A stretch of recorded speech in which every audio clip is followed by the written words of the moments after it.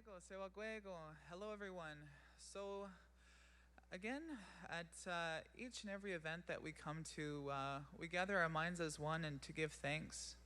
So, what I'm going to be doing is I'll be explaining it in the Mohawk language and then translating it into English. Gonjokwa, so what a honzioste, go negariwesa. Ne gado don chileno huarado ne sunguayadiso. So let us all gather our minds as one, and we shall greet them, the many elements that sustain us. Aguego anska, onde de wahuenuni ne anguat negura, deno daitino huarado ne angue sua, ne aguego skana agahage. G de warrior, ne ganto, ne honjake de wandero, Tonya de huck, ne anguat negora. So let us bring our minds together as one, and we shall greet them, the people.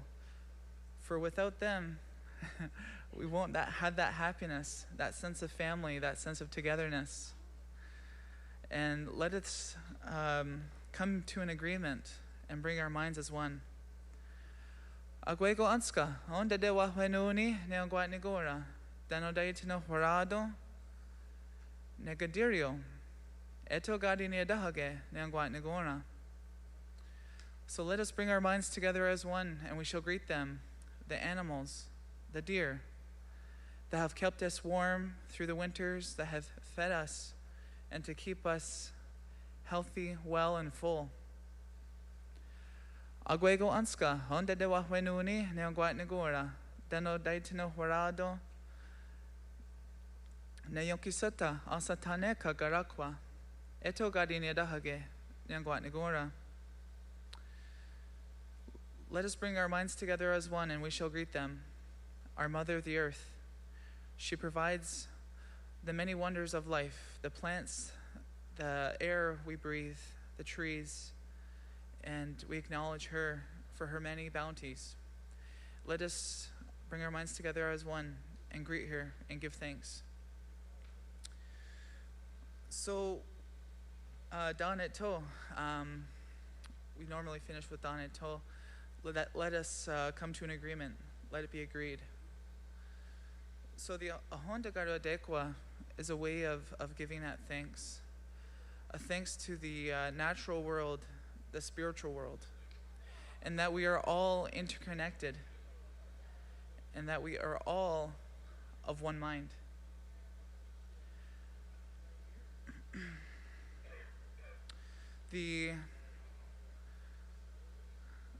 It's a way for our voices as Ongwehunwe people. We are all family.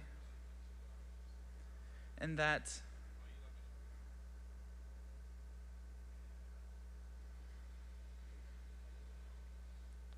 with the showness of this appreciation and acknowledgement, it lets those, our ancestors, in the future, to know that we still acknowledge, we still give thanks.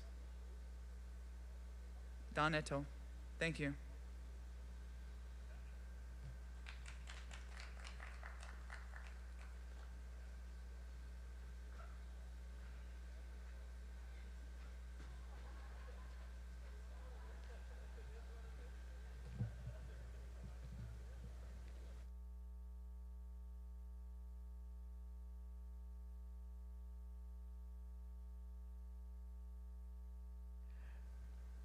Good morning, Kingston. I've always wanted to do that. Woohoo! This is the final day of the Breakout project, live from Fort Henry in beautiful Kingston, in the province of Ontario, in the country of Canada, in the beautiful planet Earth, third rock from the sun. And we are making change happen today.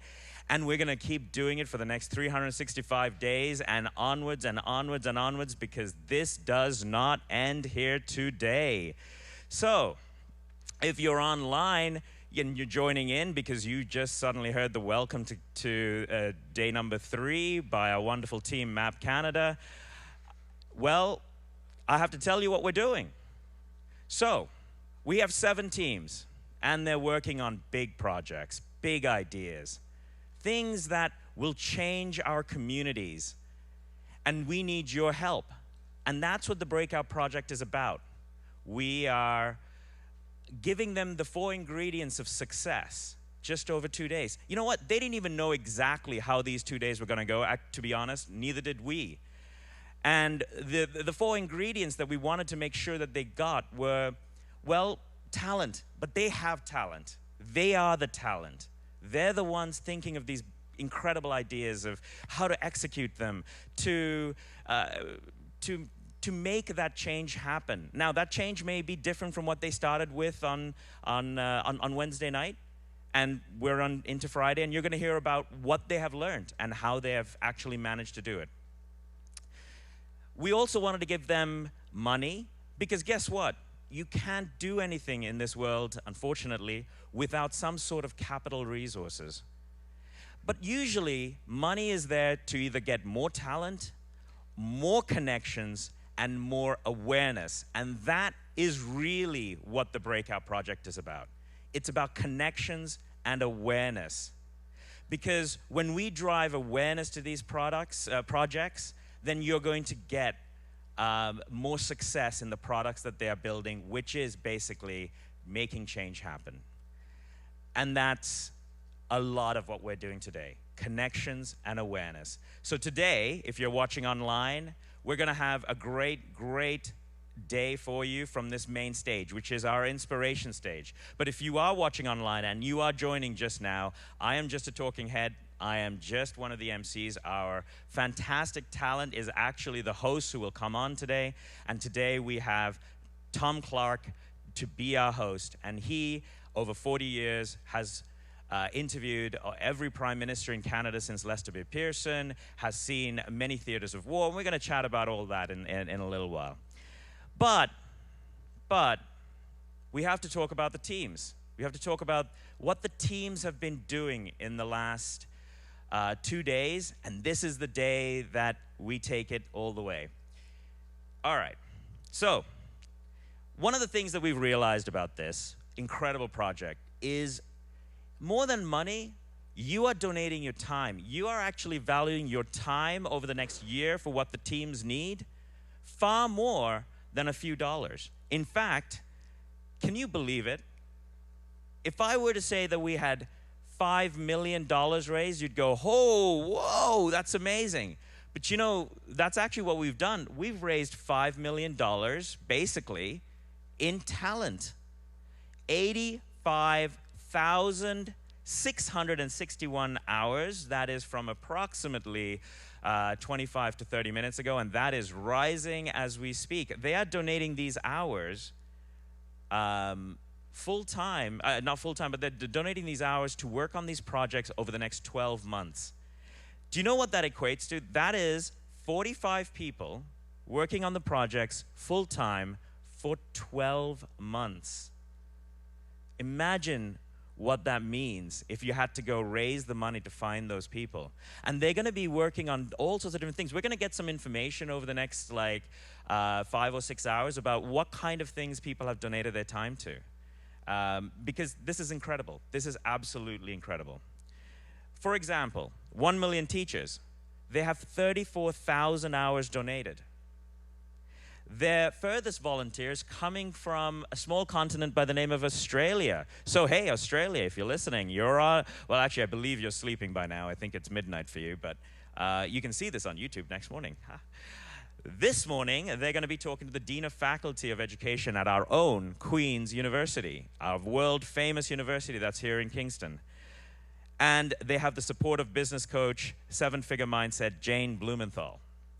Change for $1. Last night, we had a huge pub crawl through downtown Kingston. We had 7 pubs where each of the teams were hosting people. And 10% of the proceeds from those pubs went to the teams. But Change for $1 managed to also get 10,000 hours donated during that time. United Way Kingston has said they're going to support them. And certainly, last night's efforts paid off. This morning, they got commitments from 5 charities. Change for Dollar is solving the problem of a cashless society where money is not actually going to charities anymore. So they have 5 charities: H2O Toronto, Wind Athletes Canada, L'Arche Canada Foundation, and Crohn's Colitis YGK here also in Kingston.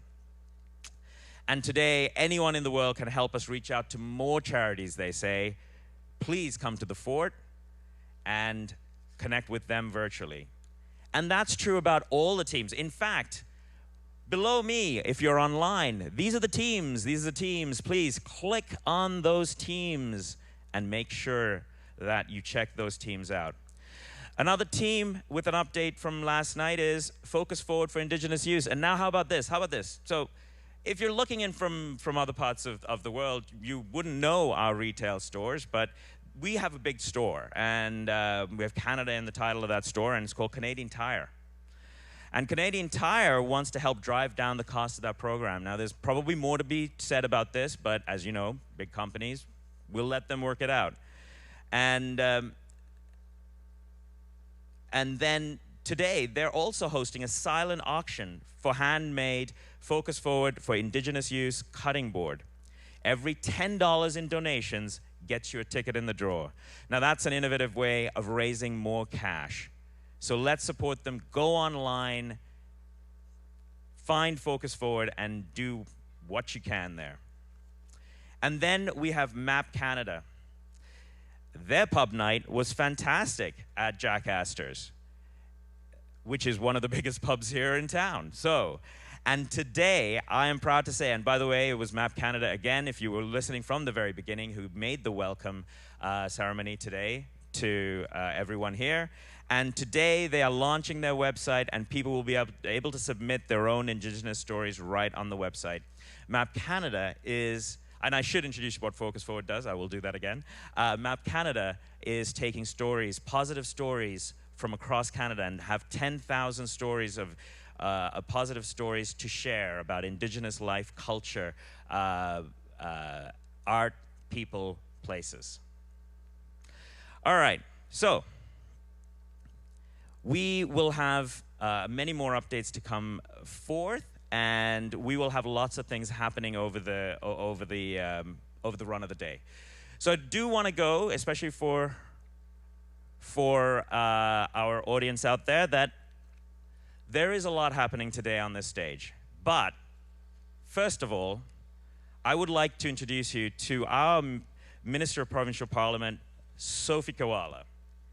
And to do that, I am going to read you her wonderful bio, which I can probably do memorize, but all right. So, Sophie Kiwala is the Member of Provincial Parliament for Kingston and the Islands. She currently serves as Parliamentary Assistant to the Minister of Children and Youth Services, as well as the Minister of Indigenous Relations and Reconciliation. Sophie was previously the Parliamentary Assistant to the Minister of Tourism, Culture and Sport.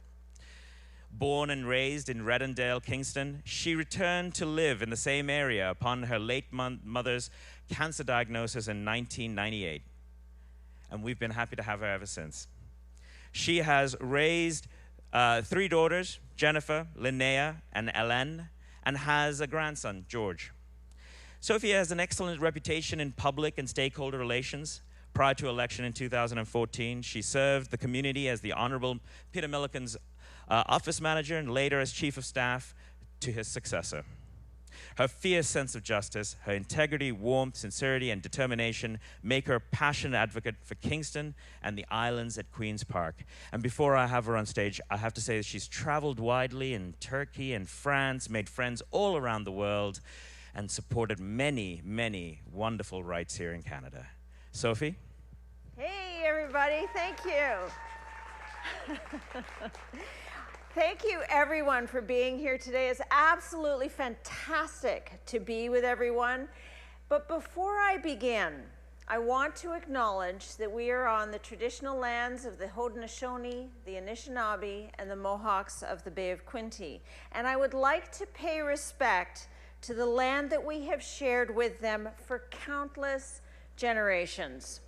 I believe that it's critical that we show respect to Indigenous peoples, to acknowledge them for sharing their land with us, for their contributions, and recognize the role of the treaty in Ontario. Woo! Yay! Hundreds of years after the first treaties were signed, they are still relevant today. And we need to remember that. That is our base, and that is where we started from. And I want to welcome every single one of you to Kingston and Ontario, whether you are from the business community, an investor, an innovator, or one of the awesome visionaries of this wonderful event. Please, everyone, join me in giving all the organizers a round of applause. So to all the hardcore technology geeks out there, to the political and academic leaders, and of course, to our innovators, these are your finest hours. Welcome. So whether you're physically in Kingston or taking part online from around the world, this is your Breakout project. Well done, everyone. This is so exciting. So here we are, after 2 thrilling days of hard work from our talented teams of entrepreneurs, our social innovators, our communicators, and artists. And thank you to everyone watching as well. This has been a celebration of entrepreneurial talent and spirit. It's been amazing to watch you work together online and to build awareness of your projects, to connect with all of the other attendees and speakers, and to muster support for your vision, all in 48 hours. Awesome. I know that you have probably all been under a lot of pressure, but I know you've also had a lot of fun, and there's more of it to come. You know, the astrophysicist Neil deGrasse Tyson had a great quote about innovation, and please indulge me for a moment while I repeat it to you. He said that for most of human civilization, the pace of innovation has been so slow that a whole generation might pass before a discovery might influence our lives, our culture, or society. Those times are gone. I don't need to tell anyone that over the past 50 years, the rate of innovation and discovery has increased exponentially. This week, we're seeing a tiny microcosm, a sliver of that acceleration. These innovators have literally reached out to the whole world with big ideas for improving and shaping our world and our future. The innovations and technology of today would have been absolutely astounding a generation ago. That historical perspective is very important, because as we race into the future, it's critical to remember how we got here. What we're doing right here and right now is we are charting that path forward for the future together. We're building the future that we want to see, the future that we want to live in. And that's why I think it's so fitting that the Breakout project is taking place right here in Kingston at historic Fort Henry. We are literally surrounded by walls that are steeped with stories, steeped with history. And it's so fitting that we launch, catapult in fact, into the innovation realm in this very place. For the people of Ontario and Canada, this is a special place and a very special time. We mark the 150th anniversary of our Confederation, a very significant milestone in our nation's history.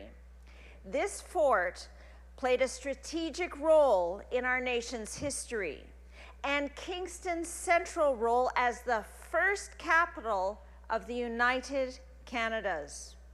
This 150th anniversary provides us with a chance to show our pride, to celebrate the remarkable journey that we've taken together, and an opportunity to invest in the people and communities that will help us write the next chapter of our story and shape the next 150 years. As part of the 150th anniversary commemorations, the Government of Ontario is supporting special events and initiatives to engage Ontarians of all ages. Everyone who is present and listening today should keep in mind as well that the Lieutenant Governor's Visionaries Prize will be awarded later this year, honoring young Ontarians who address challenges the province will face in the next 50 years. Similar to the Breakout project, these future leaders will identify and present their solutions at live events, including right here in Kingston in September.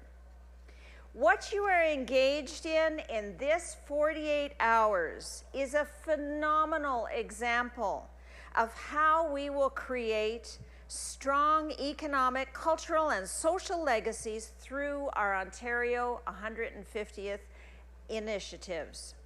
We must support young Ontarians to interact, learn, and innovate with the best and the brightest, which is why we provided $600,000 to help create the Breakout project. Woo! Yes! We supported the Breakout project to find solutions to important global issues that impact us all. We're proud to partner with the City of Kingston and all of the Breakout partners in this area, so thank you, City of Kingston. Every single day, I see Kingston live up to its motto, where history and innovation thrive. With our history, natural beauty, and cultural life, Kingston is known as one of the best places to live in Canada.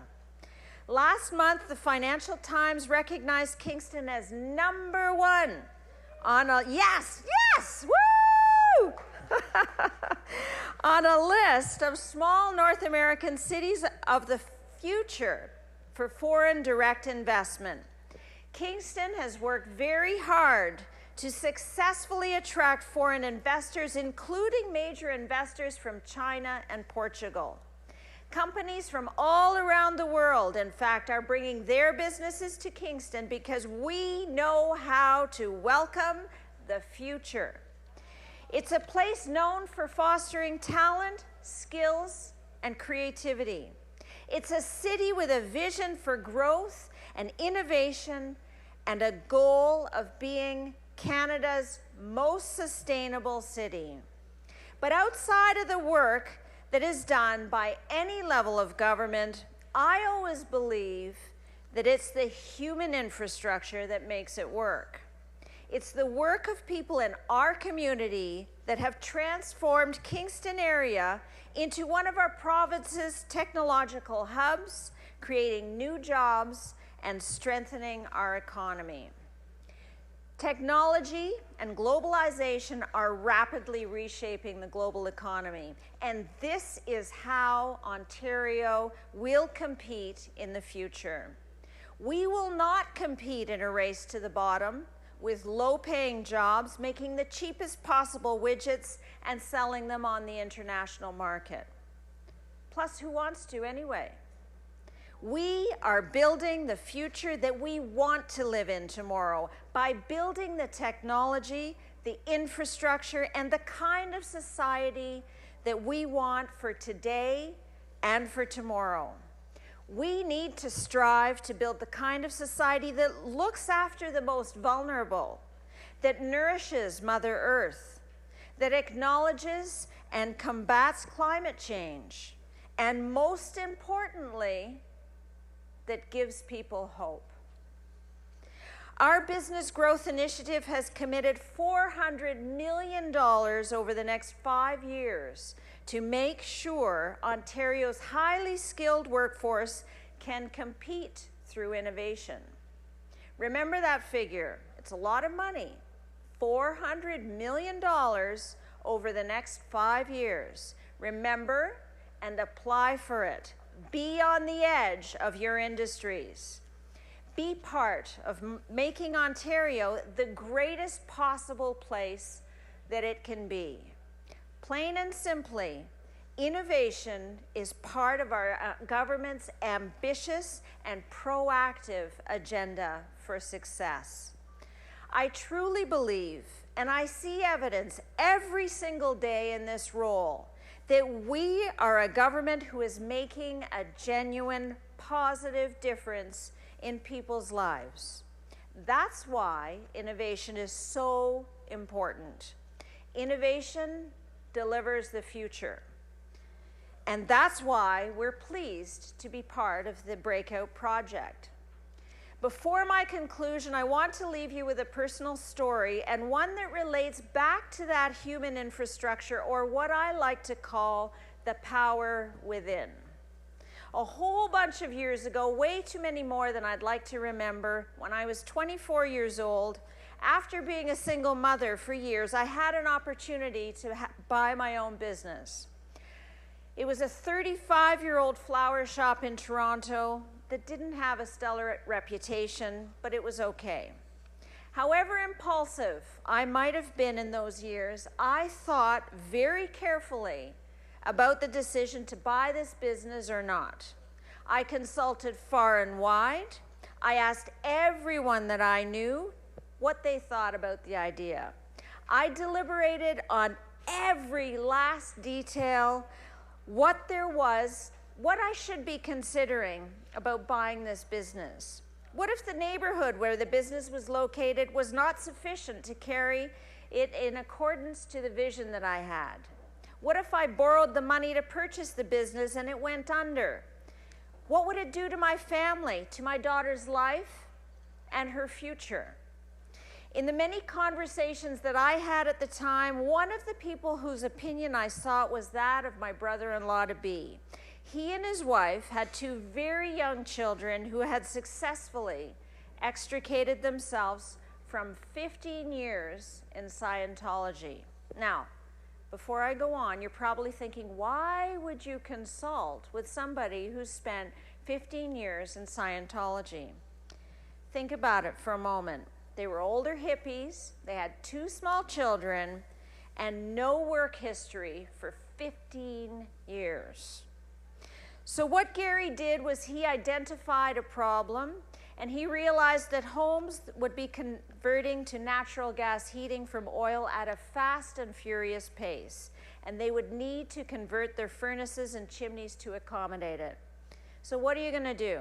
You're older, you have a wife, you have to support a family, and in desperation, he went to a house, knocked on the door, and sold his first job.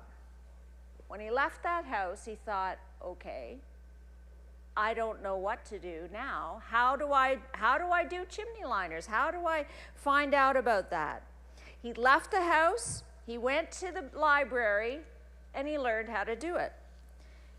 He taught himself how to change a chimney liner. So over the years, he built himself and his family a multi-million-dollar business that now supports not only his own family, but his children's families and many of his employees. So what's the connection? Why are we talking about this here and now? My ex-brother-in-law, who I still love to bits, heard me when I was talking about starting that small business. He heard me mount up the reasons why I shouldn't do it. His advice to me then, and the motto that has guided me ever since, was not to focus on why something is difficult and challenging, but to find the solutions. So no matter how big or small the problem, no matter how complex the solution, insist on seeing yourself as part of the solution. Cast aside what can be perceived as a cloak of safety that so often surrounds us, and never be afraid of tackling the problems of the day. So let the Breakout Project strengthen your resolve to be that change that you want to see in the world, and let it nurture the ability for us to utter fewer words and replace them with more action. Less greed and more giving. Less worry and more caring. Less anger, more laughter. Less hate and more love. Let the world that you have in the past couple of days never stop inspiring you. Never underestimate yourself, or consider any single challenge or problem to be too large where you cannot make a difference. You can do it.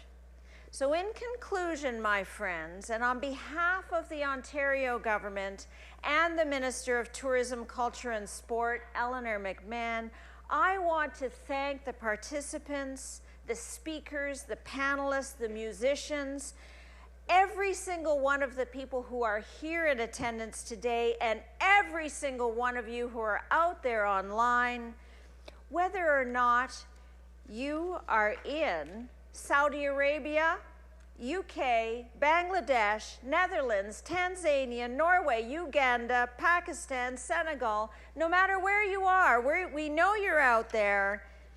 The Breakout Project organizers, and in particular, wherever you are, Grant Goodwin, yes, let's hear it for Grant, for all the envisioning, creating, and staging this wonderful event. Thank you.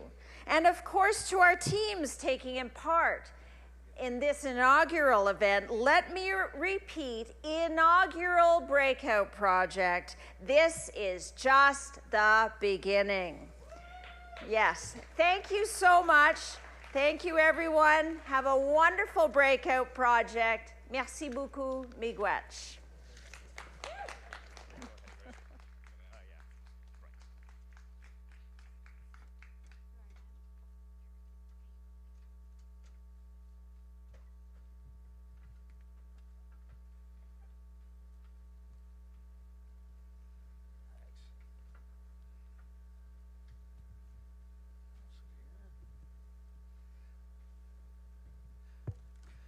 Thank you very much, Sophie. And now I have an absolute honor, and I think the tables are being turned on a certain man by the name of Tom Clark, who I have with me here today. I'm going to get Tom to give you his history, but Tom has interviewed every prime minister since Lester B. Pearson in Canada. Yep. Seen 6 theaters of war. 8 theaters of war. Yeah. Serbia, Yugoslavia, yep. So many more. Gulf 1, Gulf 2. Yep. And I'm getting to interview you. This feels weird. Weird. Yeah. Yeah. Weird. It does. Let's turn it around. I'll interview you. I feel much more comfortable doing that. No, we're not going to do that. We're not going to do that. So, right. so you know, that was very brief, but give me a bit of your history and what you've seen in the world over the last 40 years, 50 years. Well, as you say, I've sort of straddled Canada and the political scene in Canada, but I've also been posted to China, posted to Washington, posted to London, spent a lot of time in the Middle East, 8 war zones, as you said. And so a lot of, you could say that at a certain point I was of no fixed address. I was moving around so much. And it really was a remarkable time in history. If you think about the years, especially the breakout year, to use the expression, of 1989, I know that's going back into history for a lot of people, but 89 was an amazing year where the world changed. And really sort of because that was when we had the Tiananmen massacre. We had the fall of the Berlin Wall. We had the beginnings of the end of the Soviet Union. All these things now that are sort of lost to history, but at the time that it was happening, it was earth-shattering. And so what you realize in something like that is that change can happen. It doesn't take a long time for it to happen. It's, everybody thinks of change as sort of something like a fast-moving river, and that you get on it and you ride it down the river and the scenery changes, and bit by bit things change. But more often than not, change is something that happens more like a waterfall. It just suddenly happens. And we saw that in '89. And, when you take a look at what's happening in the world of technology, I have a feeling that we're on the verge of another 1989. That's interesting. When the world changes. And what about technology today, do you feel? What's the thing? What's the thing that you think? Well, I too often we look for the complicated answer when the really simple answer is right in front of us. And if you take a look at the sharing economy, in its essence, the sharing economy is pretty simple. The idea of Uber is actually a pretty simple concept. It's not a big, complicated thing that needs lots of wires. It's somebody in a car going someplace and he takes somebody along. And that is now happening. I think that where we are right now in terms of the big technological change, e-commerce has finally come into its own. Take a look at killer companies in Canada like Shopify that just practically own the world in this area. And it is going to change everything. It's going to change our downtowns. It's going to change our malls. It's going to change how people interact with one another. That's why I say we're sort of on the verge of another 1989 moment. There's another really interesting year, though, and that's 2007. And 2007 was the most remarkable year in technology that the world has ever seen. And it's not really recognized. It was the first year that Facebook went public. It was the year that Twitter was invented. It was the year that quantum computing started in earnest in a very real way. And many, many other things happened in that year. The only reason we don't talk about 2007 is because what happened in 2008, which was the financial meltdown. So we concentrate our history on that, but 2007, so 1989, 2007, in different ways changed the world forever. And bringing it back down to the teams, we talked a little bit before we came on. And by the way, 2007, I believe, was also the year that those watching us on YouTube, I think YouTube had gone live in 2005, but it would not been very popular. 2007 was the breakout year for YouTube. Exactly. Yeah. And let's actually, great segue back into the Breakout project. We have these 7 teams working here, and we talked about, you talked about the complexity of technology and looking for complex solutions, and you had an analogy for me that was a very good lesson, I think, for the teams here working on what they need to do. Early on in the space program, NASA had spent an incredible amount of money trying to develop a pen that would write in the weightlessness of outer space, because there was no natural way that ink was going to fall through the pen onto the ball bearing at the end. And it was driving NASA crazy trying to figure out how we do this. And they, as I said, they spent millions of dollars trying to find a solution in technology. The Russians heard about this and laughed and said, "We've already solved that problem. It's called a pencil." And so it writes in outer space. So again, the idea is that sometimes it's the simple solution that actually takes you the furthest.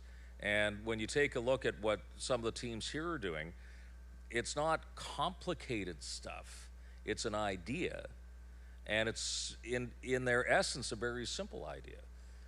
But they're using all these things that were invented in 2007 to make that idea happen. In your life as a journalist, if I may take you back down that road, sure. You've learned change and innovation and these things are one thing, but there's probably lots of other lessons that you learned through the work that you've done, the people you've met, that may actually be very inspiring to those or important to those here at the Breakout Project. So I think if my war years taught me anything, It was that when you're, let me put it this way, when you're in a war zone, everything is in primary colors. There's no shades of gray. There's no on the one hand, on the other hand. Everything is sharp primary colors, which is attractive in some ways and terrifying in other ways, because you know that, well, obviously it's war, people get killed. But what you discover in that is character. You find out pretty quickly who are the good guys and who are the bad guys. And I'm not talking about who's fighting whom. I'm talking about the people with you on the front lines, people in the back, you know, who's got it right.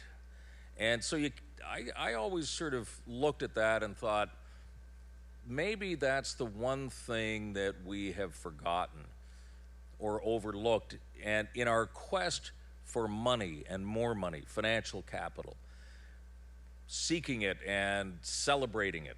Who do we celebrate at these fancy dinners and give out awards to? It's people who have amassed a great amount of money. We think that's fantastic. I don't think it's that big a deal myself. A lot of people who have amassed a lot of money are interesting, but not because they've got money. It's because of what they brought to the table. So I always think that the takeaway of 45 years of traveling the world and spending a lot of time in war zones taught me that what we've got to do is we've got to celebrate character instead of capital. Character is what all these teams are doing. Character is the thing that drives innovation. Character drives technology. It's not money.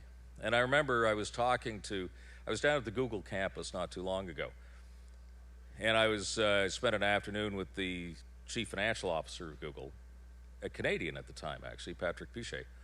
And I was asking about his investment strategy. And I said, you know, a lot of people are looking at what Google's doing and saying, you're buying some really weird stuff that just doesn't make any sense. And Patrick said, well, first of all, you got to understand, my acquisition budget every year is about $10 billion. So I get to play around a lot. I buy stuff, look at it. Is it part of the future? If it is, then I keep it. If it's not, I throw it back into the pond. Sounds almost like going into a shop. Oh, look at that. A few $1 million. Those people. Yeah. Okay. But what he said was, and this is part of the genius of Google and where character ultimately takes you. He said when he's looking at companies to buy, he asks just two questions. First question is, what's your mission statement? And if the mission statement is, I want to amass financial capital, in other words, if your mission statement is, I want to get money and get rich, Google's not interested in you. If your mission statement is, I want to change the world, now you've got Patrick's attention. The next question he asks is what you do, does it have the potential of reaching 1 billion people? Because you're not going to change the world unless you reach 1 billion people, or at least have the ability to do that. So in the world's most adventurous company, or one of the most adventurous companies in the world, they don't care about money. They got more than enough of it. They're interested in character and ideas. And that's what's going to power us through the next 20, 30 years. And it is true, because everything that we do, it's about people. People build the technology. People build the Breakout project. Yeah. You know, we're two people. And well, yeah, and you know, I think, you know, I see here there's some classes who have joined us, which is great. Hi guys, how are you? And so you know, I mean, let's just direct it exactly at this level here for a minute, because this is really important, because you guys, all of you, are going to change the world whether you like it or not. This place is yours. We're here for a little while longer, but this is eventually your place. And just don't let anybody tell you you can't, because you can. You always can. And don't worry about the dough. If you've got it right in your head, and if you've got it right in your character, the money will follow. That's not the problem. But don't put money first. Put the character and the idea first. And that's actually one of the interesting things that we've discovered about the Breakout project, and I think you might have heard me say, when we started We didn't know whether it was going to be money or people. We didn't know which. We didn't know, if any, actually, I suppose. But in the end, we found that people are actually valuing their time, their effort, far more than anything else. And isn't that interesting that when people think of donating now, they're not donating money, but they're donating themselves, which is far more valuable than money, actually. Money is just a means to an end, but the end itself is the person. And take a look at the stats on these teams. It's amazing. People from all over the world donating their time for free, but that is a commodity that is so much more valuable. And that's one of the big lessons, I think, of the Breakout project. I think so. I'm floored. I mean, when I've ever created anything, I'm looking for money to find people, find character. Yeah. And $5 million is a long way towards getting a lot of character. Oh, it sure is. Right? And that's what that talent is worth. Yeah. And you think about it, too. So somebody donates an hour of their time. Say they're a lawyer, and they donate an hour of their time. That means that project has 1 hour of legal time that, A, they would have had to have paid for otherwise. They're getting it now for free. But they've also got leverage because whether it's a lawyer, whether it's an investor, whoever is donating hours of their time, you've now got an army of fundraisers in front of you. You can use them, leverage them to go out and find the money, the angel investment that you need to make the project grow. You've got people who will spread the word. You've got people who will grow your profile. I mean, this is each project now, when you take a look at the stats, has got a small army of people to do the work that money wouldn't have even begun to have been able to affect. In other words, even if you had raised $500,000 for a project, you go through that money in a hurry, hiring lawyers and fundraisers. So it's remarkable what's happened. So you're going to very soon have most of these teams come up. Yeah, looking forward to talking about and that's going to be very exciting because we're looking forward to the interviews. You get to go back to being an interviewer, which is great. And I get back to listening, like I used to do when I first arrived in Canada in '92, and I can put you on television and watch you. Well, that was the other important year, '92. That's the year you came to Canada. Oh yeah. Okay. I changed all of Canada, actually. Yes, very much. Some of the themes they're exploring, things like youth, education, First Nations, Indigenous rights around the world, and especially here in Canada, a cashless society and the changing demographics that it all brings to us. What do you think are some of the big problems in your personal view after having seen so much change over the years and so much stay the same? What are some of the things we need to work on? One of the big worries that we've got, and it really affects all of you guys sitting up in the stand, is the way we work is already changing radically. The artificial intelligence, the move to robotics, even things like autonomous cars and trucks, is drastically going to change the employment picture in this country, all over the world. We don't need people to make stuff anymore. We got machines to do that. We don't need truck drivers anymore because trucks drive themselves. There is going to be a revolution in employment that we haven't even begun to think about. And I think we've got to get on that really fast because we have to devise something in society that says this is not going to be a dog-eat-dog world because there are going to be more dogs not eating than dogs that are eating. And so we have to come up with some idea of how we protect ourselves at a time when technology has moved us way beyond our own thoughts, way beyond our own capability of managing it. There's a number of things that are out there in terms of thinking about it. A basic annual income for everybody might not be a bad idea. But this is the biggest change that's coming. So as exciting as it all is, there are some major revolutionary things that are about to happen or are in the process of happening right now. Not all of them good. And what about the good things happening? I mean, we do tend to look at some of the things that are negative. So what do you see as some of the good things that we're doing? So the good thing that's happening is that more and more people in more and more places on the planet are getting to know more and more stuff. You know, there's an old expression that says you fear what you don't know. And so we're getting rid of a lot of fear because people, even people around the world watching us right now, are getting more information than they had yesterday.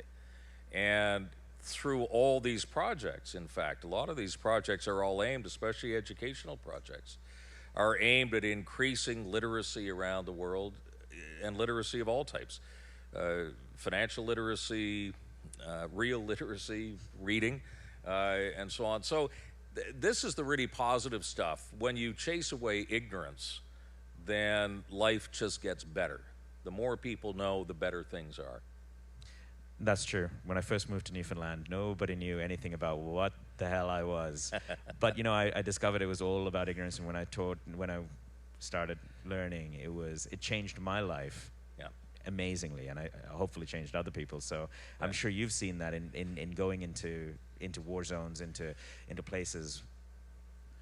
Oh, sure. I mean, you know, the motivational factors in war, of course, is that you don't know the other side. You don't know who the other soldiers are, and all you're told is that they're animals. And so if you don't know who they are and have no appreciation of them, it's pretty easy to kill them. But once you get to know who they are, once you get to know that they have basically the same challenges that you do, it's amazing how fast peace negotiations break out in those cases. Yes. So. The classic stories of ending of war. And okay, now let's go back to these teams. They've been working at this for 2 days, but they're going to be working at this for 365 days. This is not the end. No. So do you have any words of advice on keeping focus, on making sure you get to the finish line?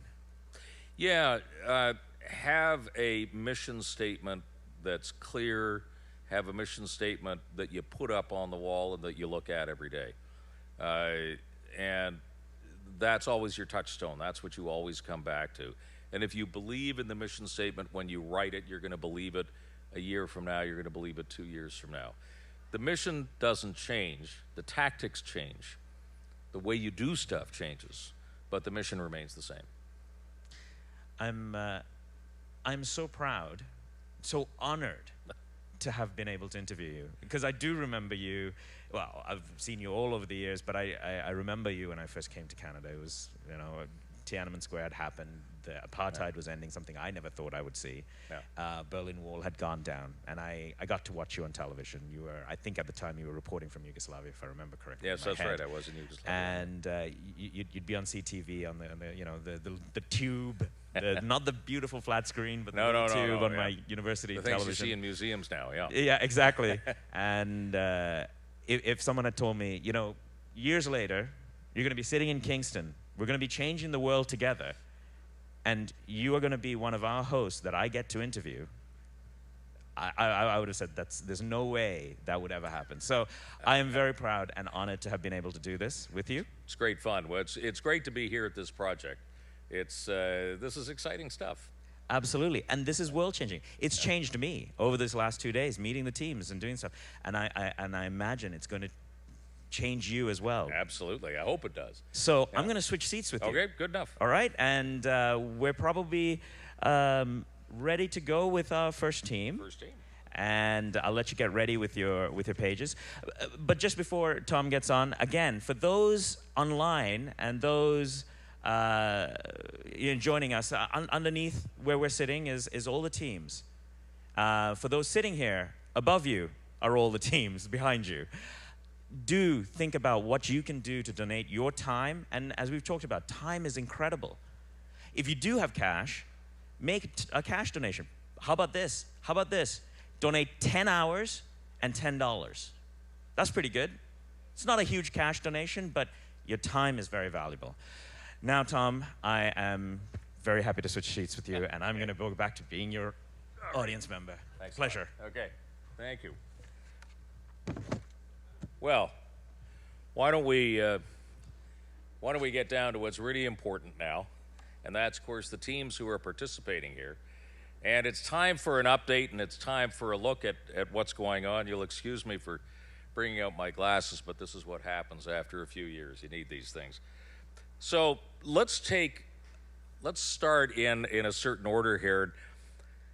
Let's begin with the 1 Million Teachers Project.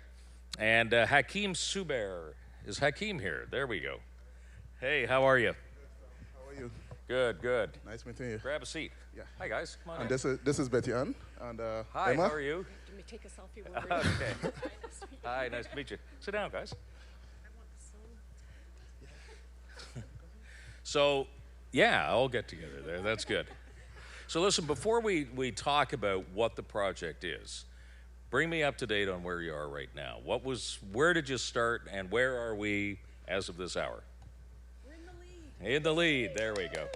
Yeah, so we lost one of our top positions overnight, but we're back hard at work this morning, and I think we're back on the leaderboard for both time and money donated. And we were just talking about time and how important time is. How much time have you got? Were you expecting that type of donation of time when you started this? We actually think we would get a lot more than where we are right now because the kind of support and messages we've received all over the world telling us that whenever we're ready, they are right behind us and they'll do whatever they can. So I think we will go way higher than where we are right now. Okay. And what do you do with all those hours that have been donated to you? It will be very difficult to put a dollar value on the hours because they are really, really valuable, and we've managed to get the attention of people who seriously value their time and they're not that available, and so it's a privilege. Just 3 days ago, the chairman of the Canadian Association of Public Speakers gave me 1 hour and 20 minutes of his time. This is somebody who charges $10,000 just to make himself available to you. So that is a huge, he was helping me with coaching, teaching me how to get my message across to people. Yeah.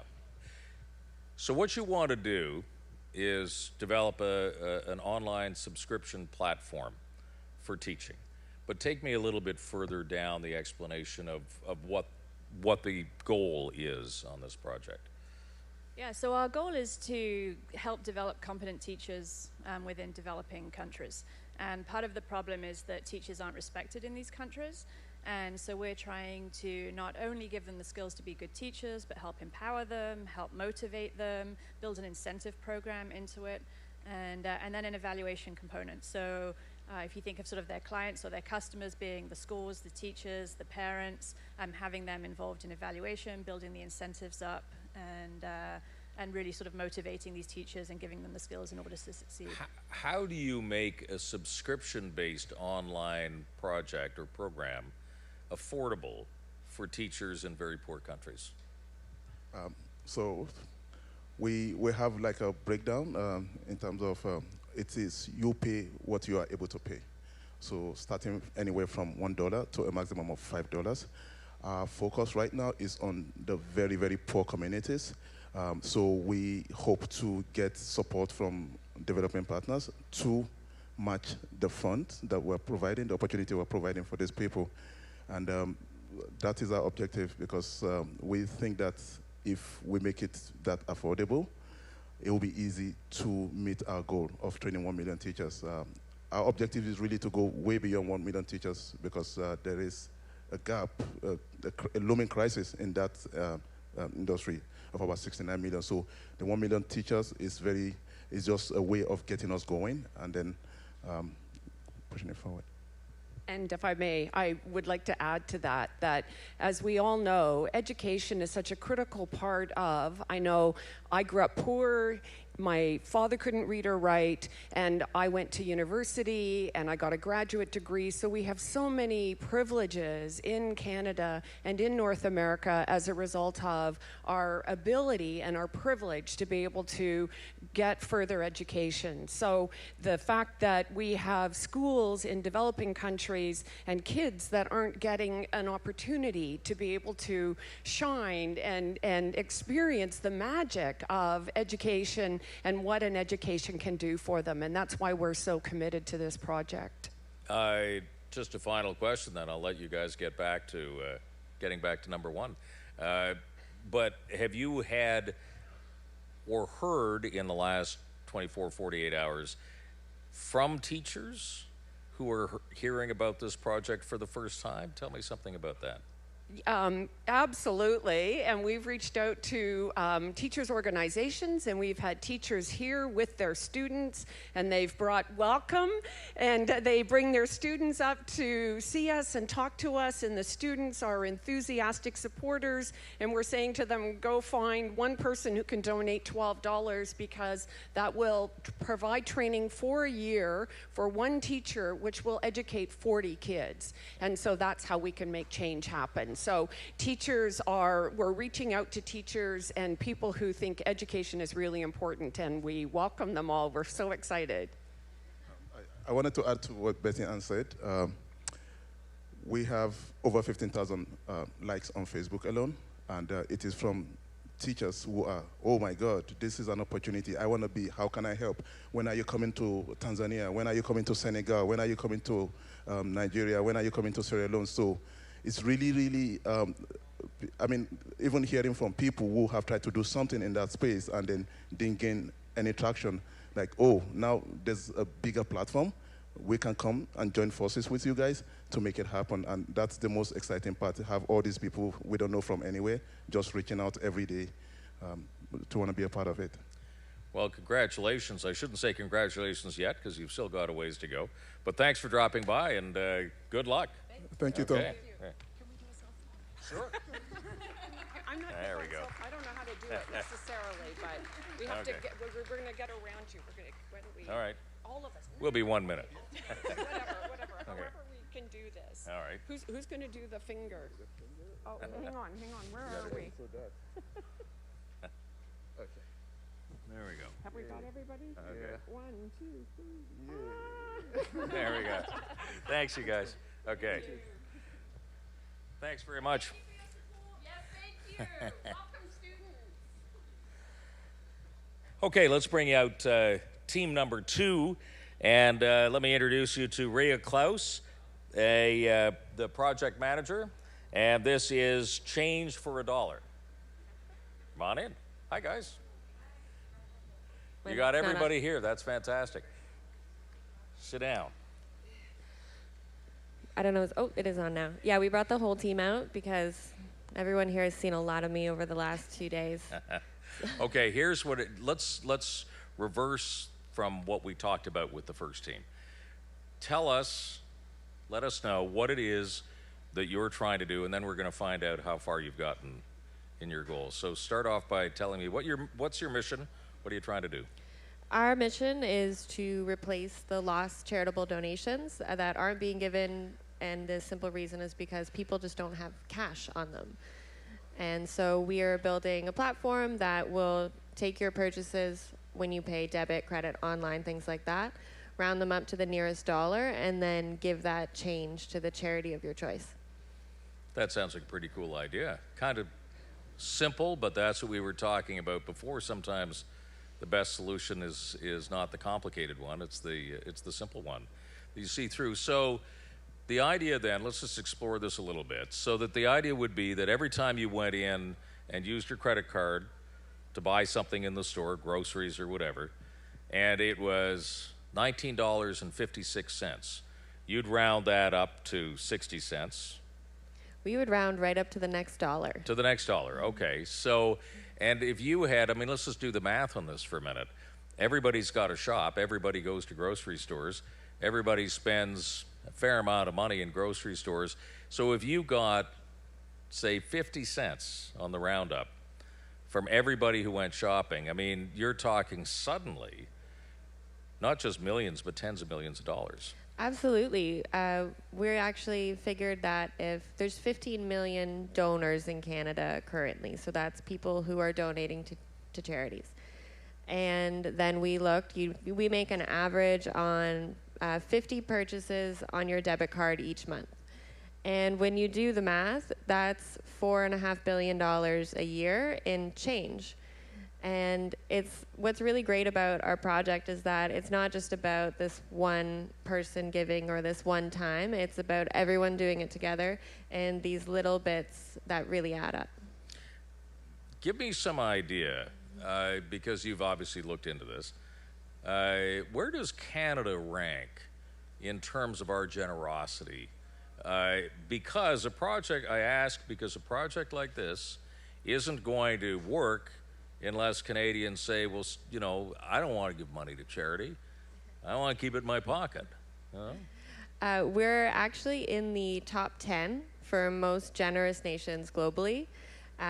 We're a pretty competitive team, so we'd love to see Canada #1. And it is, most Canadians do give, and it's not just about giving your money, and especially as we've learned here, it's about giving your time as well.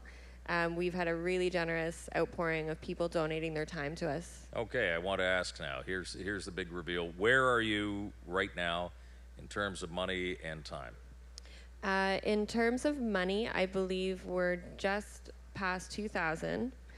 In terms of time, we were at 46, but I think we just got another 4,000 hours while we were eating breakfast, which... Wow. Math, we haven't slept a lot, but we're about 50,000 hours, which is crazy when you think what we've been able to do in a little under 48. Amazing. So what are you going to do with those 50,000 hours? We're going to have to organize them in some way, which is step one for me as the project manager. Love to organize.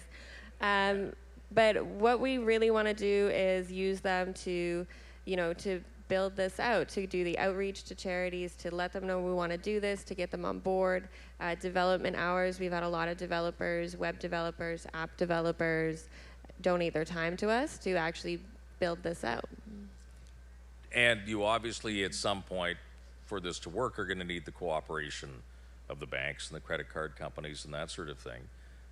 And I guess some of your 50,000 hours, there's got to be some people in there who are pretty savvy in terms of financial institutions, right? Absolutely. Yeah. And we're really excited that we've had people from all the different aspects of this product that we're making reach out to us. People who own charities and run charities, people who are lawyers or in finance and banking. So that's been really great. Okay. Well, for everybody here and around the world who's listening to this, Change for a Dollar is looking for a dollar. So thank you guys and best of luck. Keep going. Thanks so much. Okay. There we go. Nicely done. Okay. See you later. Okay. Bye. Thanks a lot.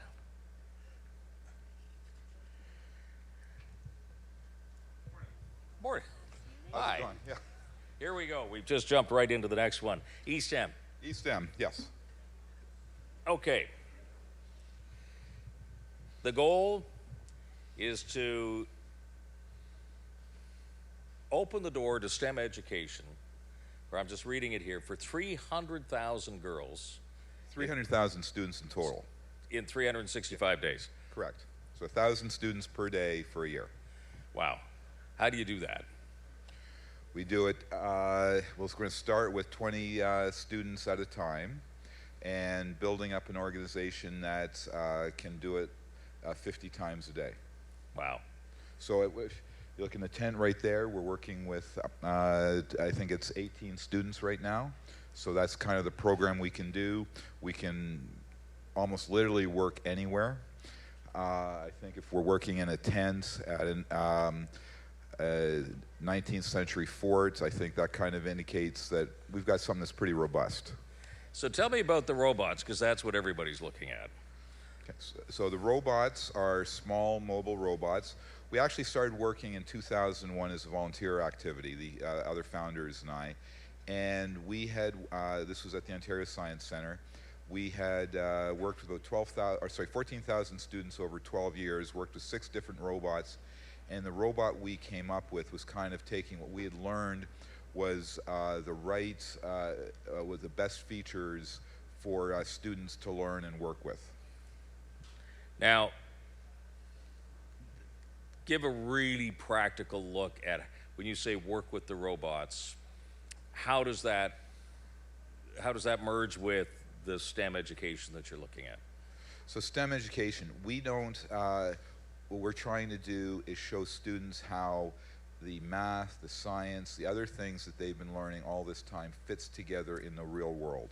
We're not there teaching students how, like their math facts, we're not teaching them approaches to that, but we're actually showing how you're going to take what you've been learned with math and apply it to do something much more practical. So one of the things that we'll be working with the students in the tent in about an hour, and I know some of the people seeing here has seen this before, is we have the students doing robot art, taking, trying to figure out the angles, how far they go, put it in a repetitive way to come up with some very attractive and kind of startling images on that to start out with that. Next, and probably work with the grade 7 and 8 that we're working with right now. We've also got grade 9s we'll be working with this afternoon. We'll be we'll be having them solve challenges, real world challenges. For the grade 9 and 10s, I'm going to let the cat a little bit out of the bag. We're going to have the robot simulate that it's Challenger on Mars, and we're going to use it to look for water. Interesting. Yeah. Okay, so let's get the update. Where are you as of right now in terms of money and time? So, waiting for money. We're at I believe around $800. A little disappointing for that. We're going to put a full push on that right now. Today, our goal is to sell at least one classroom set of robots, which would be about $3,500 or more, to pull that number up. We are also reaching out to teachers and occasional teachers, supply teachers, so that they can help us as volunteer hours. And I haven't seen the latest numbers on that. We got a couple last night that were over 1,000. Wow, wow. And I'm asking everybody here, what can you do, when you think about, what can you do with all those? Well, in our so we're looking for people who will be working with the students directly. We also need people to help organize, people to find venues, people just to help us advertise the programs and get students interested and involved. Okay. So if anybody wants to donate time or especially money to your organization, now's the time to do it. That's right. Thank you very much. Thanks, Tom. Okay. Good seeing you. Good seeing you. Okay.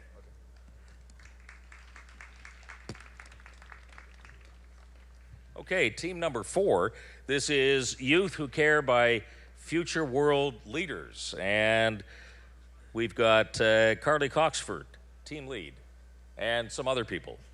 Right. Come on in, guys. Hi. How are you? Good. Good. Nice to see you. Hi. Carly. I'm Susie. Hi, Susie. How are you? Chris, hi. Grab a seat. Okay. And somebody... This is France. France. Hi, okay. So first of all, let's just start by letting everybody in on what your goal and mission is. Who wants to handle that? Okay. So we are a leadership program for youth in government care. And it's a full year curriculum where the youth would be learning essential life skills, leadership skills that will help them as they get older and leave us, as well as a focus on philanthropy. So they will be making connections within their communities, helping out, doing volunteer work, and at the end of the year, they will go on a humanitarian trip. A humanitarian trip? Yes. Where? It will depend on the year. This summer, actually, at the end of June, we're going to India. Wow. Yes. Can I just ask, what got you guys interested in this idea? Why did you pursue it? Well, this all started with me. I myself used to be a youth in care, And so I have a first-hand experience of what it's like to go through the struggles and challenges and all the oppositions that get in the way for you to pursue your dreams.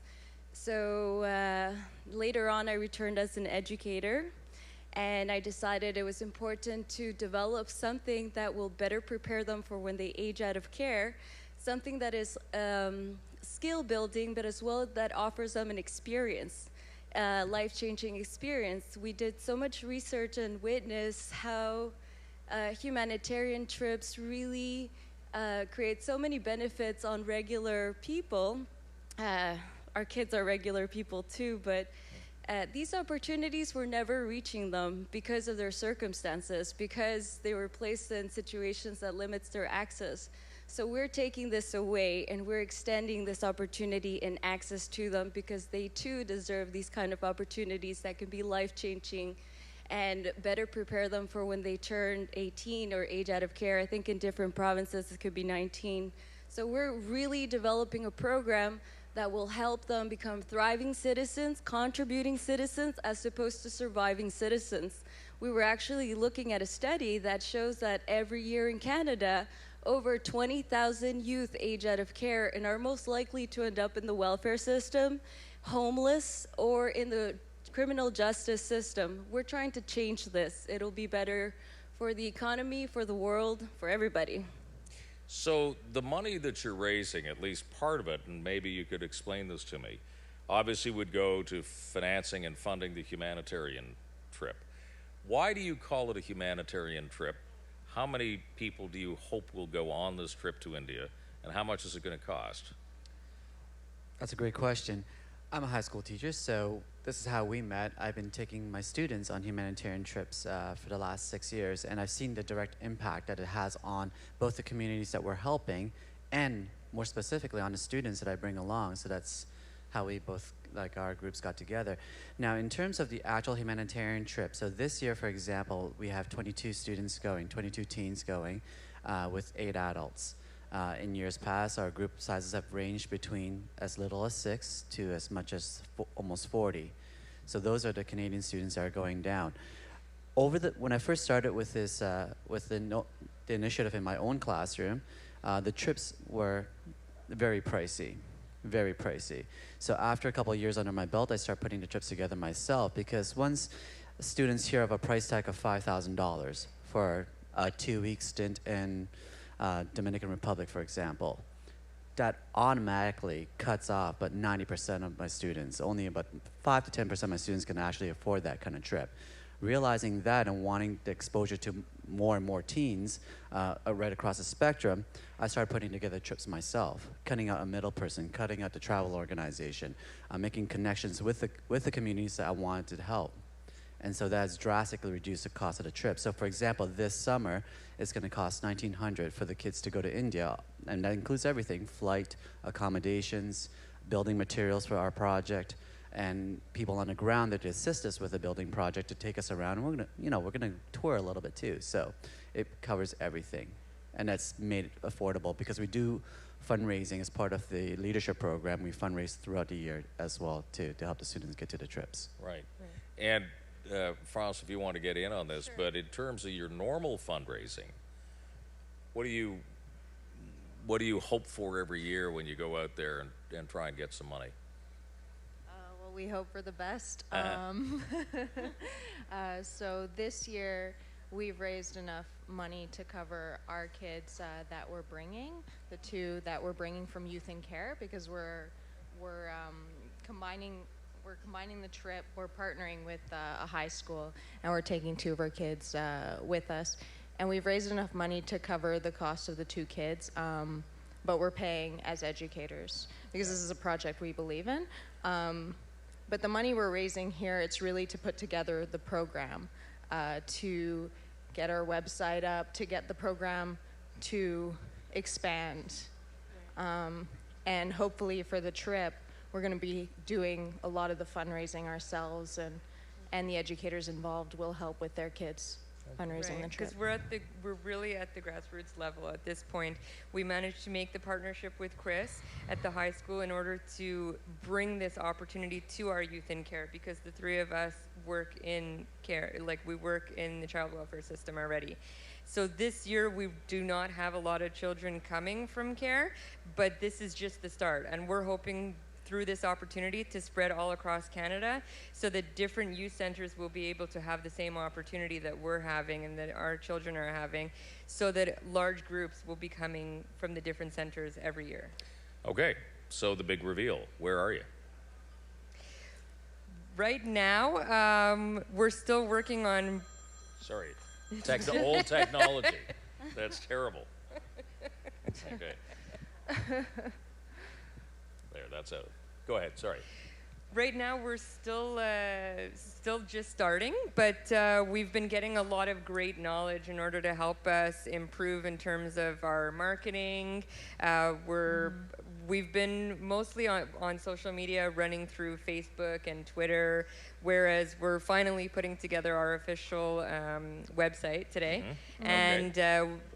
When we get back home, we are registering as a nonprofit organization so that it will be easier for us to make connections and apply for grants and get the ball rolling. And through the Breakout project, we have gotten over 11,000 hours of volunteer services offered to us. So that's great. We've spread awareness. We've gotten a marketing expert to volunteer her time, and we've learned from her. So it's been a great experience. We've certainly learned a lot. Well, we're far from finished yet, and so anybody here, anybody watching us online, anywhere in the world, donate to these guys. They're doing good stuff. Thank you very much. Thank you. Thank you. Take the mic with you. Yeah. Oh, good luck. Thank you. Hi, Chris. Okay, nice to meet you. Thanks. Okay, bye-bye. All right, now team number 5. We can bring them out here. It is Focus Forward for Indigenous Youth, and I'm just looking on my sheet to find out. Evan Verard? Verriard, okay. Evan Verriard, hi, how are you? Good, nice to see you. Take a seat. Thank you very much. So providing Indigenous youth, give me an idea of, again, what your mission statement is, what you hope to accomplish. Yeah, okay, so we want to provide Indigenous youth with an opportunity to develop both personal skills and professional skills through applied focus programs. The idea being that they build these projects that will simultaneously give back to their community. So we're looking at facilitating the construction of things like tiny homes or greenhouses that can help with food and housing security issues. That's a very cool idea. What led you to do this? Well, recently I'd been teaching a woodworking program at the Cataraqui Aboriginal School, and it was there that I found my motivation to dive into a project like this. And you're Aboriginal yourself? No, I'm not actually, no. I didn't think you were, so that's why I was interested in the connection that you've made there. No, it came from working with the kids and hearing some of their stories, and also the focus program aspect of it came because of the experiences I've had with the hands-on learning that really helped me sort of become who I am, I guess. So that was something I wanted to bring to these kids who I was working with. So it wouldn't necessarily. I wouldn't necessarily think that a woodworking teacher would turn to technology as a way of changing the world, but you have. I mean, where was that connection for you between what you do, what you teach, and what you know, and then turning to the Breakout project and putting together a team and trying to do something?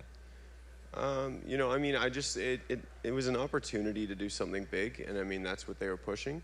And if we're going to get these projects off the ground, especially the greenhouses in the more remote locations, you need to be using the sustainable, renewable technologies with it.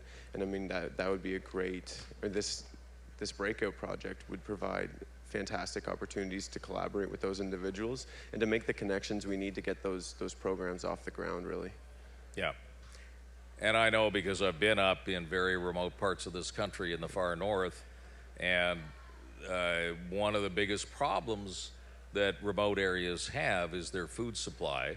If it gets flown in, it's unbelievably expensive, and as a result, the diets are not all that good because you have to go for the cheaper stuff as opposed to the good stuff, and that's what you're trying to change. Yeah, absolutely. I mean, you know, it's like $25 for a bag of grapes kind of thing, and they're spending over 50% of their income just on feeding their family. It's not really a sustainable situation right now. And hopefully by, you know, starting these programs, not only can we sort of empower the youth, but we can also help out with these issues at the same time. What sort of reaction, just before we get to the actual numbers, but what sort of reaction are you getting online?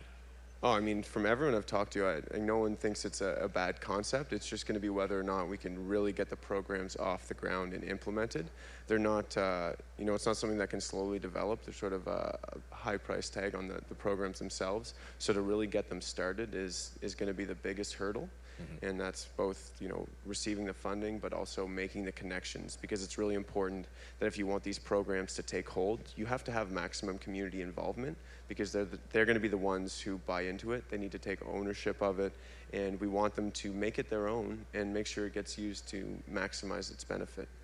I noticed you brought some wood in. What's the story here? So this is, we're holding a little raffle. So basically it's a charcuterie board, a little FFFIY in the corner for Focus Forward for Indigenous Youth, of course. Right. And $10 a donation gets you a ticket into the raffle, and then we'll be pulling a number out later today, and whoever gets it gets a little memento and, you know, of their donation and of the Breakout project. So anybody here can buy a raffle ticket? Yeah, all you have to do is make a donation, make sure it's not anonymous, and we'll add your name to it. And where do they go buy the raffle ticket? It's all online, so we'll keep track of who makes the donations. We've got so anybody around the world can. Exactly, yeah. And well, then even if that's the case, we'll have to figure out shipping costs at that time. Yeah. But look at it this way: if you're in the United States watching this, it's $10 Canadian. Yeah, so there it's you go. Exactly. Hardly anything at all. It's pocket change. Okay, so where are you now in terms when you started this challenge? Where are you now in terms of money and time? Oh, I mean, yeah, we're very far ahead. I just finished on the phone with people from OPSU actually, and they pledged $1,000. So congratulations. So that's been great. And I mean, we've made a lot of ties to the different communities that we want to bring these programs to. Just yesterday, I mean, we're a true startup, so this has only been sort of started a few weeks ago. So it's been pretty busy recently, but I hadn't really considered much about online presence. And a professional came in from Bento, and they bought me all the domain names. They started a whole website for me, and now we have everything we need to grow in that way. And it was something that until they walked into the room, I hadn't even, you know, I was busy with too many other things. And that's sort of the kind of stuff that the Breakout project provides. It just brings the professionals to you. And how many hours have people donated to your cause? I'm not sure of the number off the top of my head. Yeah, exactly.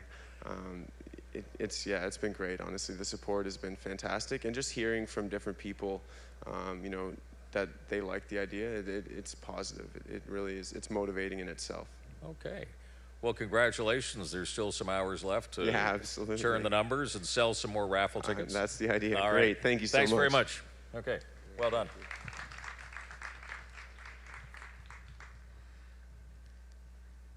Okay, team number 6 is MAP Canada, and Shira Baberstock, co-founder of MAP, is with us, I believe, as well as, obviously, a few other folks, which is great. Hi, how are you? Good, how are you? Good. So, I'll just state the goal as it's written, because it's kind of interesting, is to share 10,000 or more inspirational Indigenous stories from across Canada and generate 2 million or more MAP Canada supporters in 365 days. Wow, that's a big goal. Let's start off with finding out how you're doing with that. Bonjour, good morning. It's going really well. It's an ambitious goal, but we're putting our heart behind it. It means a lot to us. Several people on our team are Indigenous. I myself am Anishinaabe, Brandon is Haudenosaunee, and I'm Shona from Zimbabwe. Yeah, so we have an Indigenous person from Africa as well. So it's a really special project for us. The inspiration behind it is we wanted to help change the narrative in Canada. When you think of the media and you think of Indigenous people and the types of stories that are coming out, they're very important stories, especially about the past and what's happened with residential schools and all of that. And it's so important to share. On the same regard, it's really important to share the positive stories. It's so important to have that. There's a lot of really good things happening in Canada right now with Indigenous people, and we're trying to spread awareness about that. We have a lot of raw talent. There's youth doing grassroots initiatives, communities doing amazing green energy projects. We have amazing musicians, artists, festivals. So we really want to help spread the awareness. Tribe Called Red. Tribe is amazing, yeah. So our project's going really well. We've been very personally touched by the amount of people that have stopped by to learn more. We've had offers from organizations and people of their time and resources. People have been introducing us to key contacts to help us to get those stories, and we've had a lot of support. We've also had people donating. One of our major visions is to be able to empower the youth in their own communities, to train them almost like journalists, where they can go out and seek out the positive stories in their community and to be able to tell those stories, not just in Canada, but worldwide. So give us an idea of, let's say you raise a lot of money or have a lot of hours donated to you. How does that translate when in terms of what you actually want to do? Where does that money go? How does it facilitate what it is that you want to do? Okay. Well, part of the money would go to building the platform. We're going to have an app. We're also going to have a dedicated website. And we're also very active on all the different social media channels. But the thing that's the most important is actually the empowerment of Indigenous people in their own communities. We want Indigenous people to be able to tell their own stories. That's really important. There's also a role for things like Indigenous language, the oral culture. We're hoping a lot of these stories will actually be captured by video so that you can actually see the people in the communities telling these stories in their own words. So most of the money would go to that. I was going to ask about that because the oral history is so important in Indigenous communities, not just here, but in Africa as well. I know that. And so it does seem almost counterintuitive to write them down. They have to be passed on orally to maintain their power a little bit. So that's interesting to put it on video, is remaining true to the oral traditions, I guess. Go ahead. Yeah, definitely. I think that certainly remains true to the oral traditions, and it makes it also very accessible to most people. So it gives us an opportunity to take those stories, spread them, and put them on all the mediums that are available, including our site, the app, YouTube, and all the other channels that are out there. So it gives people a chance to take those messages in small sound bites or as the whole content. So it's great. Yeah. It does bring up another point in your favor, and it's funny, the unintended consequences of doing things. For this to really work, we've got to figure out a way to get broadband into the rural and remote areas of Canada so that people can access this, right? So, I mean, it's a way of accelerating the run out of Wi-Fi, for people even in remote areas. So there's that unintended consequence. So let us know, where are you right now in terms of dollars? Where are you in terms of time donated? Our numbers right now, we have about 600 hours that have been donated to the project. On the dollars part of it, we sort of not doing as well as we would like, but I see that going up after this interview. We have already been engaging with a lot of people on social media. Our social media channels are already getting a lot of people. So we have reach in 20 to 30 countries already. People are already following us and liking our page and so forth. So it's starting to pay dividends, I guess. Well, and as we've been hearing from all the other teams, actually the really valuable stuff, I mean, I'm not saying don't donate money to you, but the really valuable stuff is the time that people are giving you. Just let us know, have you had much sort of interaction or reaction from people online to the concept of this? Have you been talking to, have you got something to share with us about that? Actually, yes. Through Instagram, we have Ashley Collingbull, we have Adam Beach, we have Digging Roots, we have some really renowned singers, actresses, spokespeople, and role models for change, and to empower Indigenous youth throughout Canada and also on a national scale. And with that, that brings so much positivity, as well as they too have stories to share as well. And Map Canada in itself is an education tool. It's a tool, it's a place that connects people. It's a place that inspires. It's a place that gathers, and you get to understand another Indigenous worldview. And with that, that is life. That is this cherishing. That's you're learning the stories, the teachings from another community, and you get to actually see the similarities. You get to see that we are all connected. We are all family. And that is truly something in itself. And there are such great stories that you're talking about, and you know how wonderful it is to take those stories that have been known by a few and share it with the many. And exactly. Anyway, if you want to donate, these are the guys. They're doing good work. Thanks very much. MAP. Okay. Miigwech. Yeah. Okay. Thanks very much. Thanks. Okay. Cheers. Thanks. All right. Going on to team number 7 now, Be True, and it's affiliated with the Boys and Girls Club and the Kingston Police. And joining me is Constable Josh Connor. Constable, how are you? Excellent. Yourself, Tom? Good, good. Yeah, nice to meet Take you. a seat. Nice to meet you. I like to hijack things. I don't know if you've seen it for several days.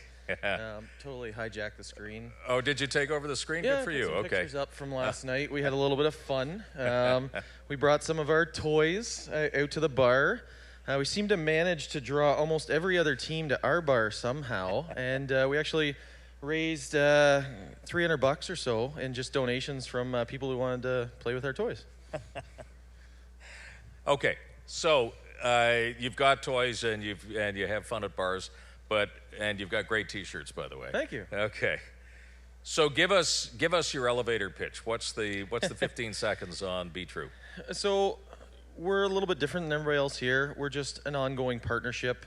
2 organizations, police, Boys and Girls Club, that have an idea of putting youth in direct contact with officers. So we've had a lot of success doing that. We run a free sports league called Police Athletics League. It's grown so big that we're kind of outrunning our space. We've had success with other things, Youth Police Academy, various things like that. So we want to build a toolbox and get this going into other clubs and spread it across North America. And kind of the last element we really looked at adding in was a digital tech element, one-to-one contact, officers, youth, through some sort of a social or tech platform. Have you seen, I mean, obviously the point of this is to create a better environment, a better citizenry, a greater interaction between youth and police. Have you seen evidence of that? 100%. The way Police Athletics League has grown since we started it has been incredible. Boys and Girls Club youth sports night started around 15 to 20 youth. We're about 120 youth. Last night was an off night and they had 75. And it was because most of the kids were at the National Youth Conference for the Boys and Girls Club. So, I mean, that's an off night for us. Small success stories, teens who come up and want to take a selfie with me. Like, that's awesome. Yeah. I mean, we get a lot where we go, you're scary, even though I dress like this, I don't ever wear my uniform. Even Deanna, who's part of our team, she asked some college students to participate and be part of this, and they're like, police officers, I don't know about that. I mean, so a selfie seems small, but it's a win. How's this going over? I mean, you talked about the kids. Talk to me about the other police officers. How much buy-in is there, are you finding from the force, and is the idea growing in the police community? So Kingston Police, awesome buy-in. Chief supports it. Everybody that I work with supports it. Other clubs do a really good job as well. The Ottawa Club, so they're great. And everywhere I go, I preach about this and the things that we do to other police officers. And the idea is growing. I've been asked to come speak other places about this. I speak at a lot of provincial conferences and things, and it always comes up, and it's always stuff that I get asked about. So I think it's really gaining some ground with us. I mean, it seems like that's a good idea. Is the idea spreading to other communities, other police departments across Ontario, across Canada? With our help, it's going to. Yeah. So that's the whole point of this, right? Yeah. So, I mean, the digital thing I think will be huge for us. We're scheduling a tour to coincide with the National Police Memorial in September. Starts in London, goes all the way to Ottawa over a course of a week. I'm working with Boys and Girls Club to schedule a speaker series tour. I can do stops all along the way. Police officers will be a part of it the whole way, so spread the love, spread the message. Cool. Okay, so bring us up to date now. Where are you in terms of your project? So we're doing not too bad money-wise. I think about $1,500, around 12,000 hours of time.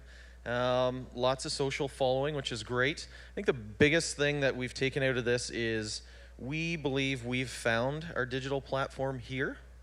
And we've made it known to the important people that we want that platform to be a part of our project going forward. So it's in some people's hands right now to see if they can make this come true.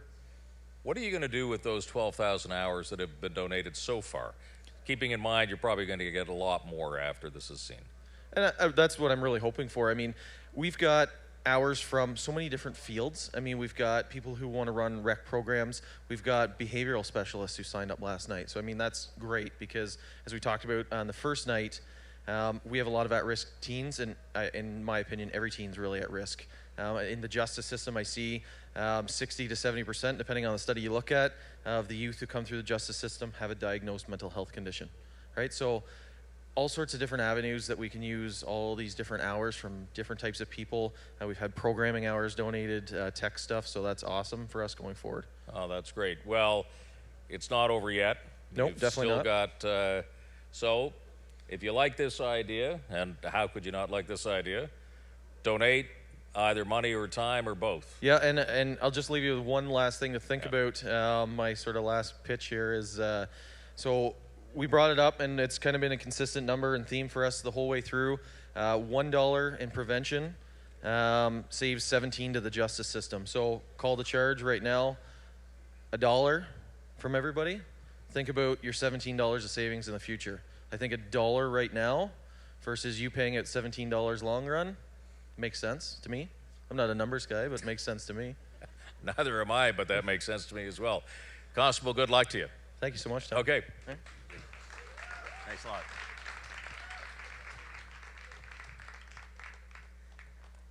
And I do believe that is the end of our team update, but there's still lots of time to go, and lots more money that can be raised, a lot more hours that can be donated. So all of you here, all of you watching us online, you've seen the pitches, and choose one, choose two, choose all of them if you want, and help these folks out. They're all doing good work. Now, we are going to move on, and I'm going to bring out Derek Ball. Derek, how are you? Great, Tom. Thanks. Nice to see you. Hi. I'll sit here. You sit on the chair. Just let me tell you a little bit about Derek before we get going. Derek launched back in 2013 a company called Ad Venue, dealing with over 7,000, have I got that right, artists? It's about 8,000 now. 8,000 artists? Okay, well, I got my information yesterday, so you're growing pretty quickly. And 200,000 shows and events that you've been involved with. And of course, that wasn't where you started, but this is where you are right now. Tremendous success story.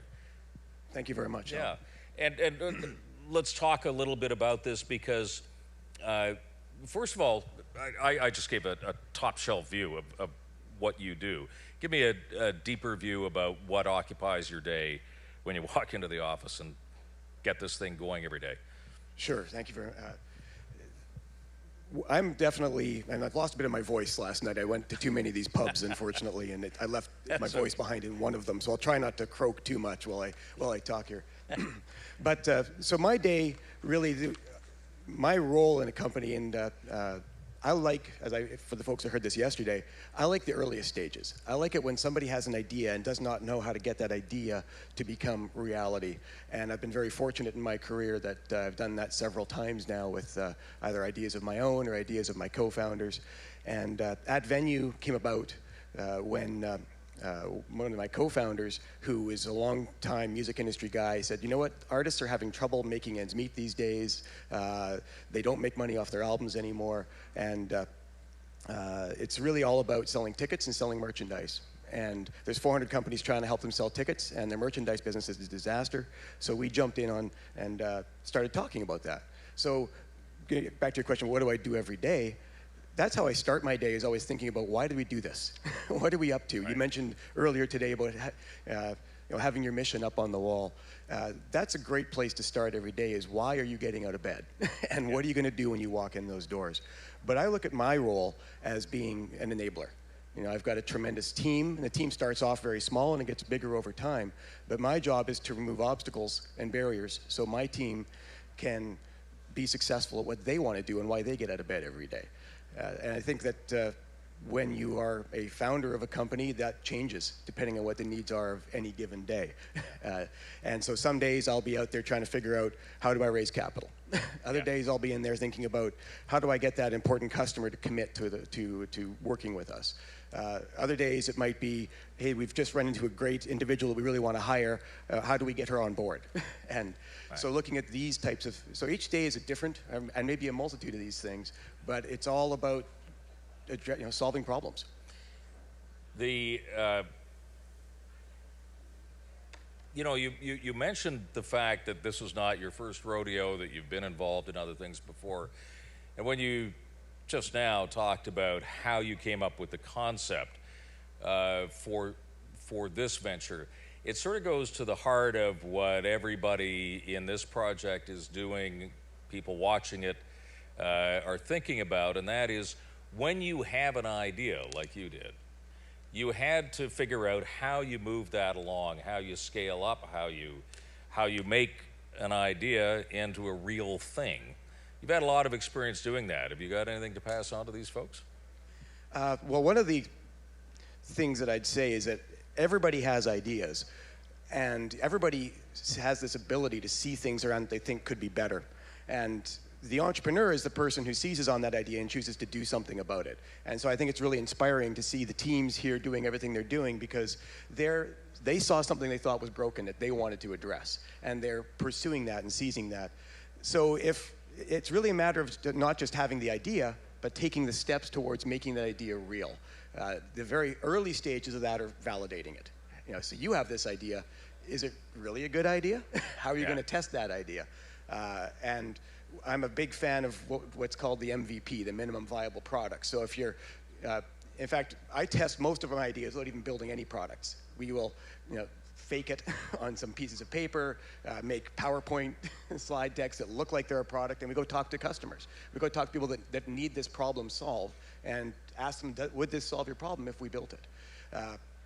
Another thing that I'm a believer in for commercial projects, ones that are actually trying to become businesses, is people need to vote with their wallets.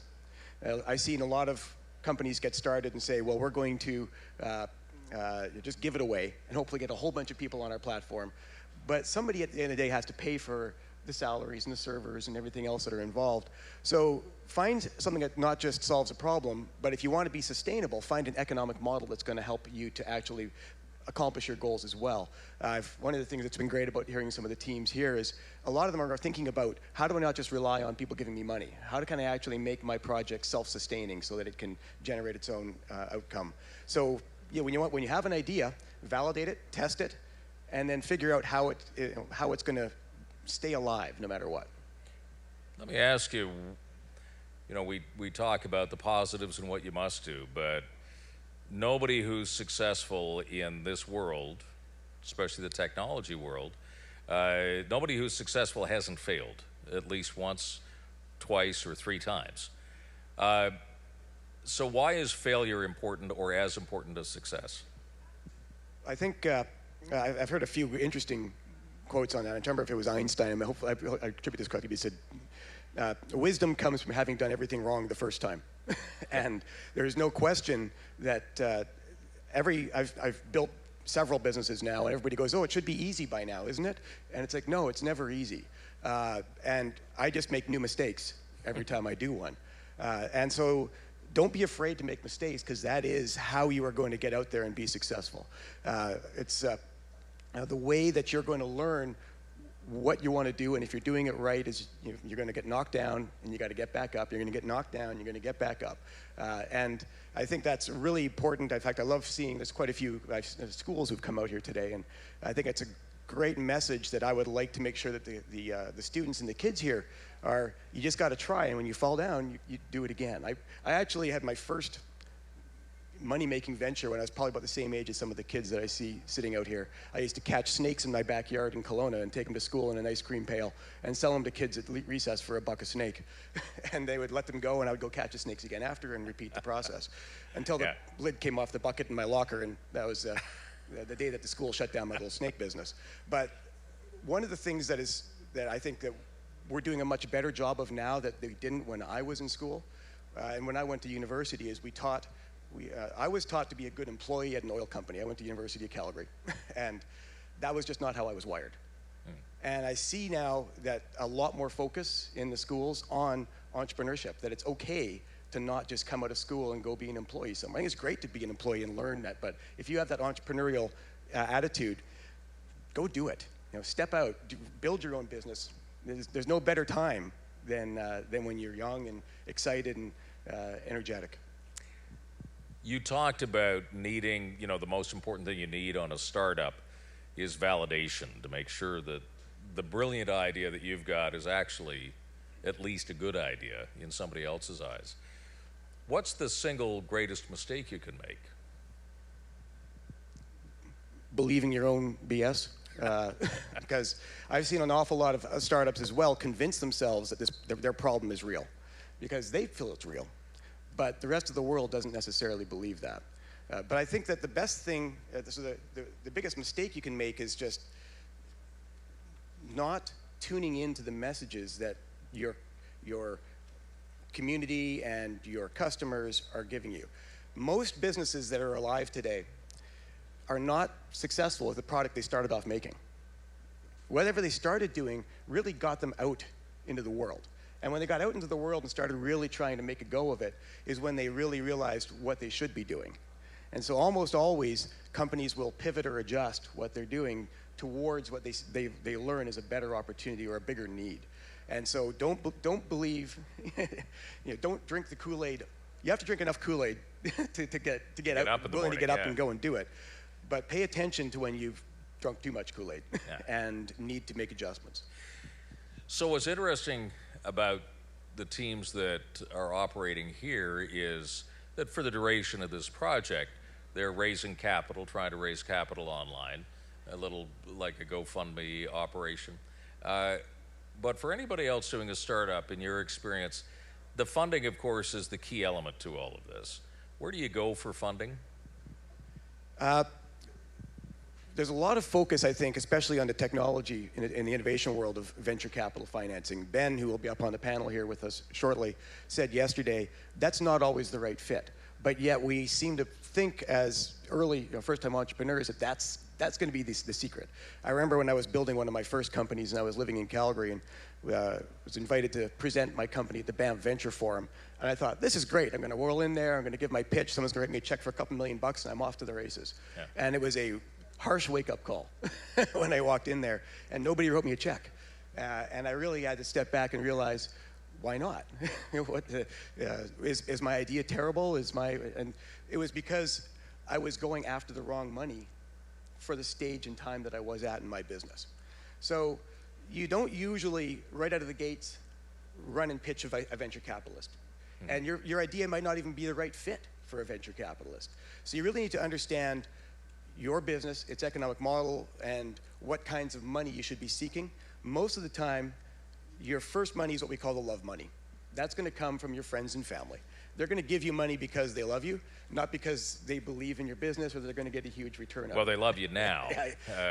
And professional investors like to see you have taken some love money because they know that Christmas dinner is going to be very uncomfortable if you screw it up. But then you need to get a little bit of that just to help you pay the bills, get things started, incorporate your business, and then you can go out after seed or angel money because they have a different threshold of what they're looking for. And angels are generally high net worth individuals. They don't have investment committees. They're not going to do as deep a due diligence, but they're going to buy into your passion and your vision of what you're trying to accomplish. And if they buy in, they will usually write you a check, $5, $10, $25, $50,000, and you'll get a handful of those who are buying into your vision. That's also good validation. Somebody who has been successful just thinks that whatever you're doing has potential. And then once you get that, then you can move into seed and, if appropriate, venture capital and growth capital, private equity later on in the stage of the business. One of the other things, and you're a good example of it, is in startups, it's becoming the traditional biography of the truly successful folks in that field, is that he started this business in 2001 and then he sold it in 2003 and then started this in 2004. In other words, the question becomes, how long do you stick at something? It's not like the old economy where you'd start something and the next 5 generations of your family would be involved in the business. Now it seems that the event horizon on all these things is fairly short. I think that's very true. Because the public markets have not been very friendly to tech companies recently, although it's getting better now. We've got a few more improvements. Generally, the path to actually getting return on your investment, and if you're a founder, that might just be your time, but if your investors are going to want their money back and hopefully more at some point. The most common way that happens now is through an M&A transaction. So if you've built something that's of value, someone else will pay you for it. And so I used to joke that really I have one product and I have to sell it one time, and it's the company. But if you want to create a sustainable technology cluster, like I know Kingston, we were having some discussions about that earlier, is how do you make that happen? You do need some anchors that are in it for the long haul. You need the Shopifys that are helping to fuel what's going on in Ottawa right now. And there have been others before that, between Nortel in the past. So you do need some that are going to be around for the long haul as well. But most of them will not turn into a Shopify. Most of them will get acquired by a Shopify. Yeah. And so yes, the event horizon is definitely shorter. But I don't think it's as short as people realize. Most tech companies that you suddenly see as being an overnight success spent a lot of years trying to get there. Airbnb spent an awful lot of time making no money and struggling. They were several years before all of a sudden it took off for them. And so by the time they hit the radar of most people in the public eye, they've been grinding it out for 3, 4, 5, 6, 7 years under the hood. And so I think some entrepreneurs think, I'll jump into this. I will build something for 2 or 3 years. It'll be successful. I'll get bought. From my experience, it's usually a 5 to 7 year commitment on every one of these you launch. So you should expect that going in, that this is going to be your sole focus for half to 3/4 of a decade. Do you manage differently if you've built to sell as opposed to build to keep? I think that's one of the lessons I've learned, having gone through this a few times, is if you build it to sell it, you're probably not going to be successful.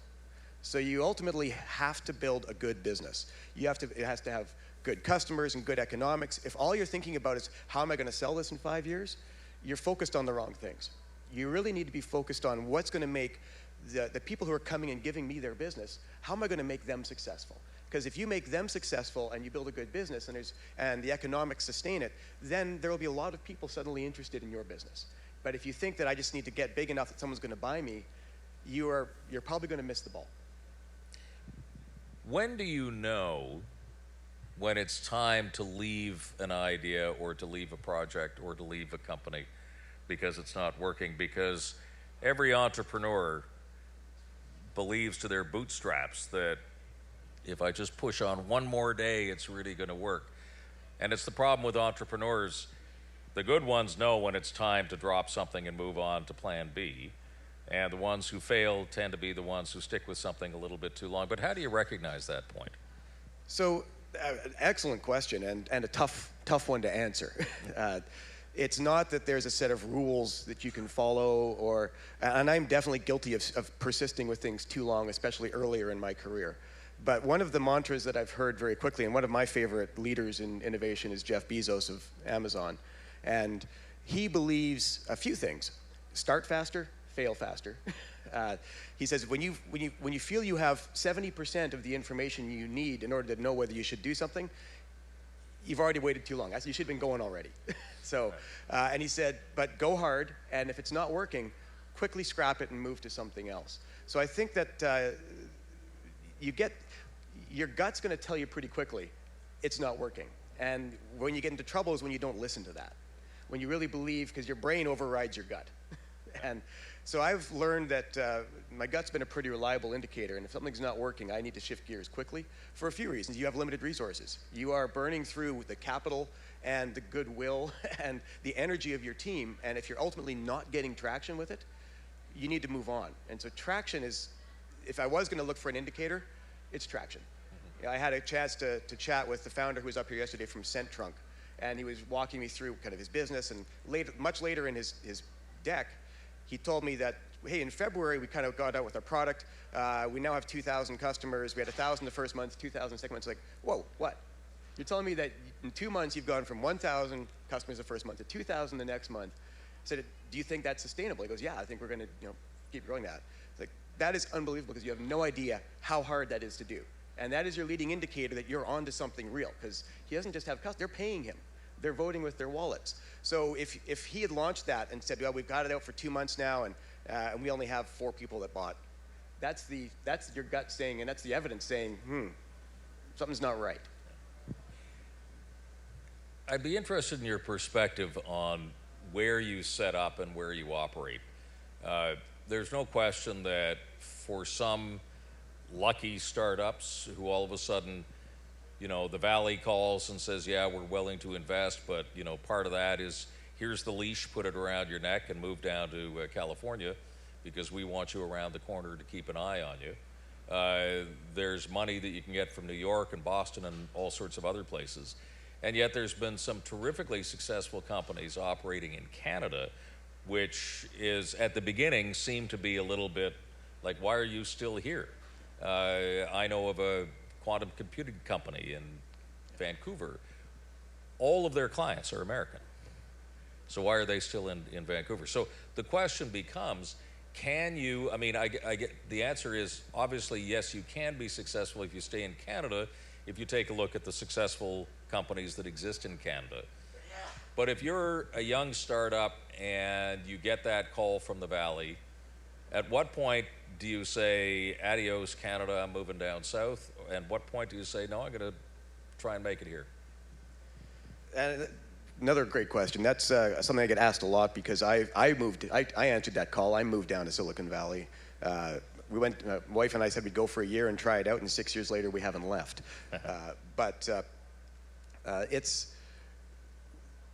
think the question comes back to, can you build a successful company anywhere in the world? Because I know there's people tuned in from all over the world right now listening. And it's become much easier and much more viable to do that anywhere in the world now, or almost anywhere in the world. And I think some of the tools that we now have at our disposal make that very possible. But what I would encourage you is understand where your customers are and where your key partners are going to be. And if you can be anywhere, but make sure that you're ready to get on an airplane to go make things happen.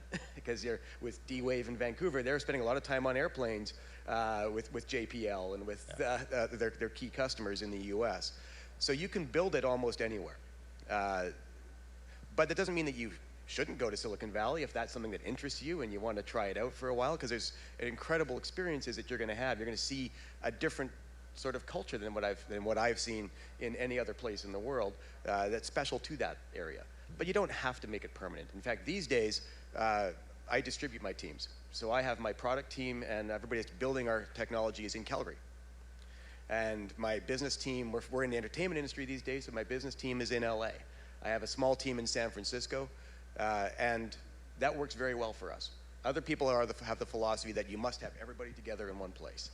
I think that's less critical these days. You want to get the best people. If the best people want to be in Kingston or they want to be in Hawaii, then find a way to make that work. Yeah. And now, as far as moving to the valley and what's the siren call, for me it was because I had to spend so much time down there. I was never home, and I have 3 kids, and I wanted to make sure that, and I wasn't seeing enough of them, and they weren't seeing enough of me. I thought, well, let's have an adventure. And the spark for me was some very good friends of ours moved to Santiago for 3 years. And I thought, that's really interesting. You know, if I was going to relocate and if our family was going to go have an adventure somewhere, where would that be? And given what I do for a living, it was a good fit. And it doesn't mean I won't come back here or I might not move somewhere else in the future. So I would say be where you want to be. If you're not there, get there. But you can be here. But you brought up an interesting question, and that is when you said you didn't see enough of your family. Entrepreneurs face this all the time, and it's the old question, you know, the work-life balance. Is there such a thing as a balance between work and life, or is it something else?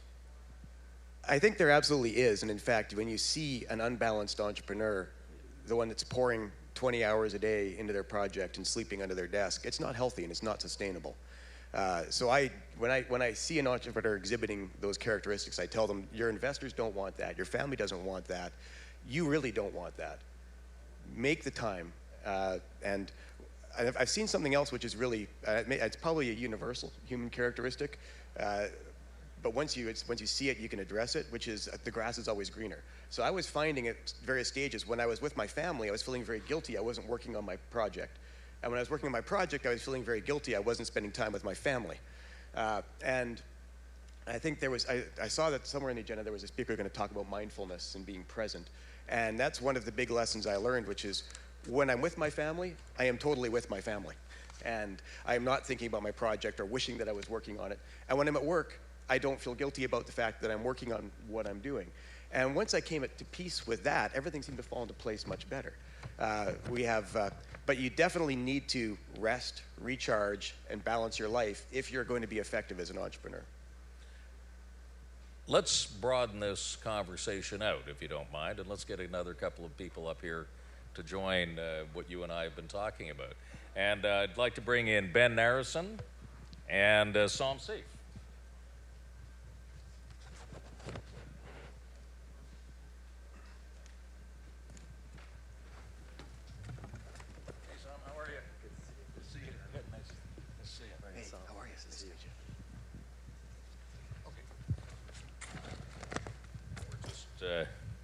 Waiting for Ben. Som, every time I see you, I feel I should buckle up my seatbelt and put my tray in the upright position.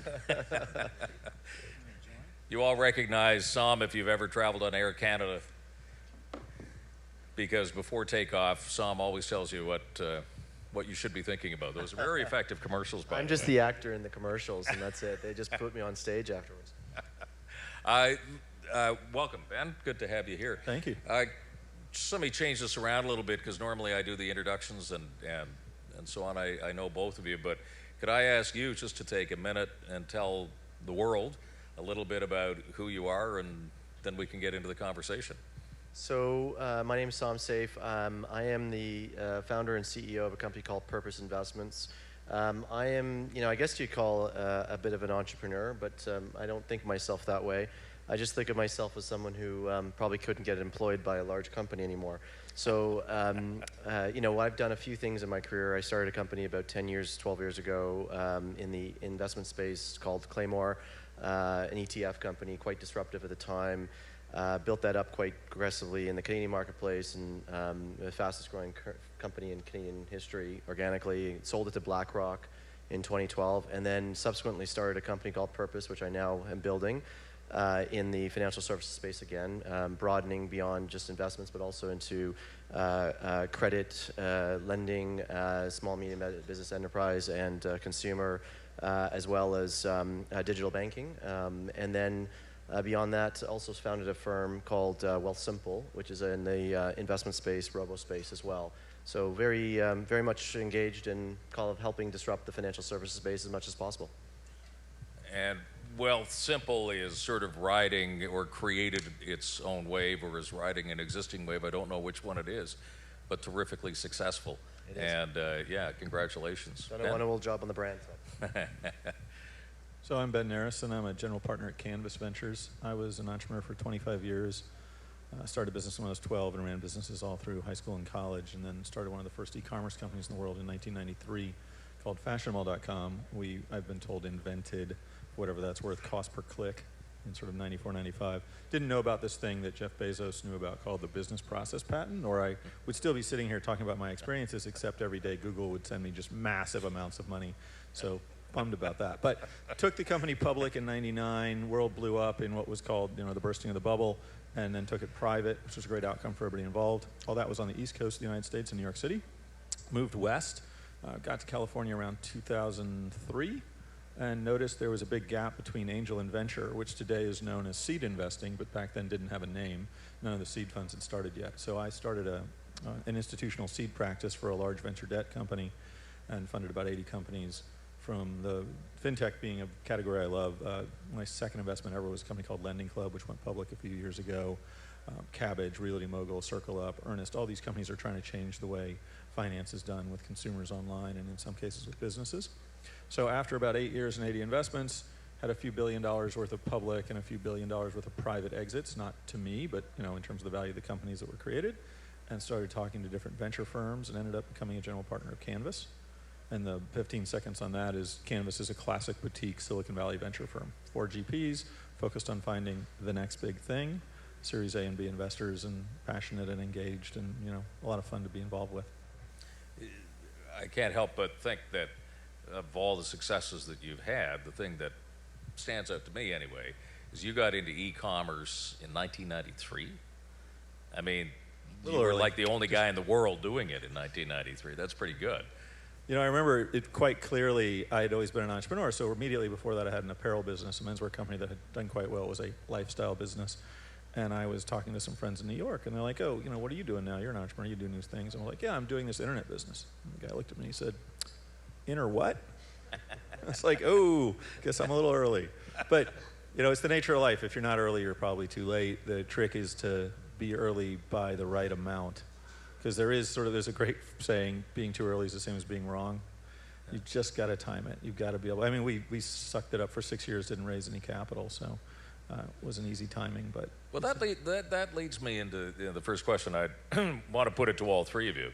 And we talked about it a little bit in the last couple of minutes, but when you get going on something on any venture, on any startup that you're doing that has promise and looks as if it's going to go, what do you have to get right, and more importantly, what do you have to avoid getting wrong? What are sort of the two standouts on either side of that equation that you've got to really recognize?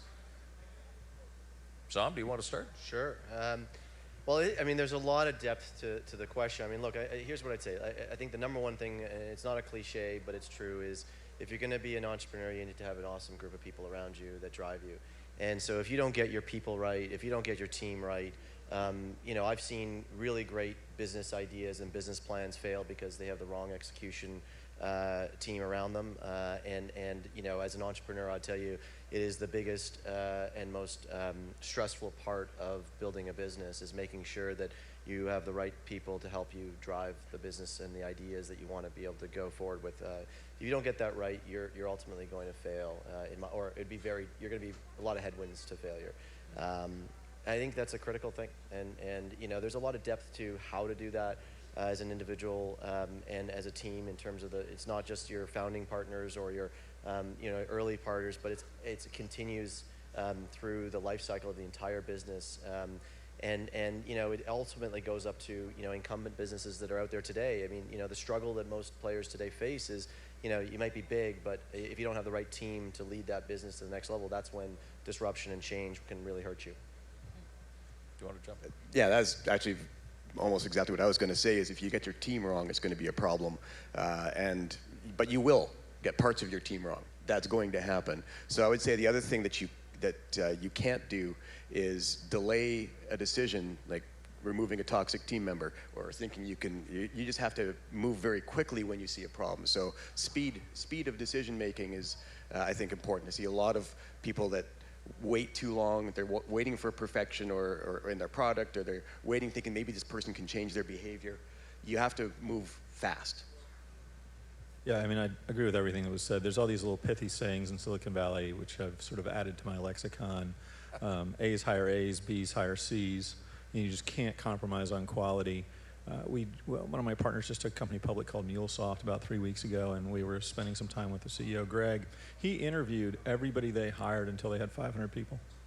Now, he didn't go through the whole process, but he did meet everybody.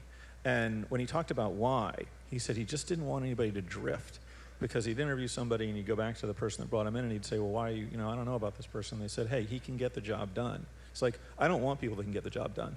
I want people that can inspire and lead and do great things. Good enough isn't good enough. And when you start compromising on that creates all kinds of trauma. Ideas are worthless, execution is incredibly valuable.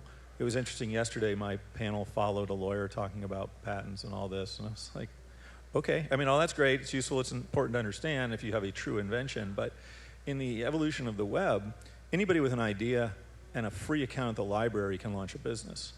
I took my public company private. We used to pay $250,000 a rack for a server, and we would pay $5,000 a month for bandwidth. The minute I took that company private, I moved on to a $99 a month colo. This is in 2001. Nothing changed, right? Public company running on a $100 a month system. And that was 10 years ago. I mean, you just need so little to get started. So getting started is easy. Surviving and prospering is hard, and that comes down to execution. As things scale, you talked about that point, the difference between a one-person company, there's these huge breakpoints. 1 to 2 is different. 2 to 12 is different. 12 to 50 is different. 50 to 500 is different. Things break at each time. So thinking ahead to the fact you're going to have a lot of learnings. I mean, there's just so many pieces. But execution, quality of talent, tenacity is the only secret to success in entrepreneurship. You're not going to get funded unless you're smart with a great idea. So you got to be able to survive. And I would just say everything in terms of, like, a lot of people think they have got a great idea. I mean, entrepreneurship isn't having a great idea. Entrepreneurship is solving problems and having an issue that you're going to solve and with great ideas around it.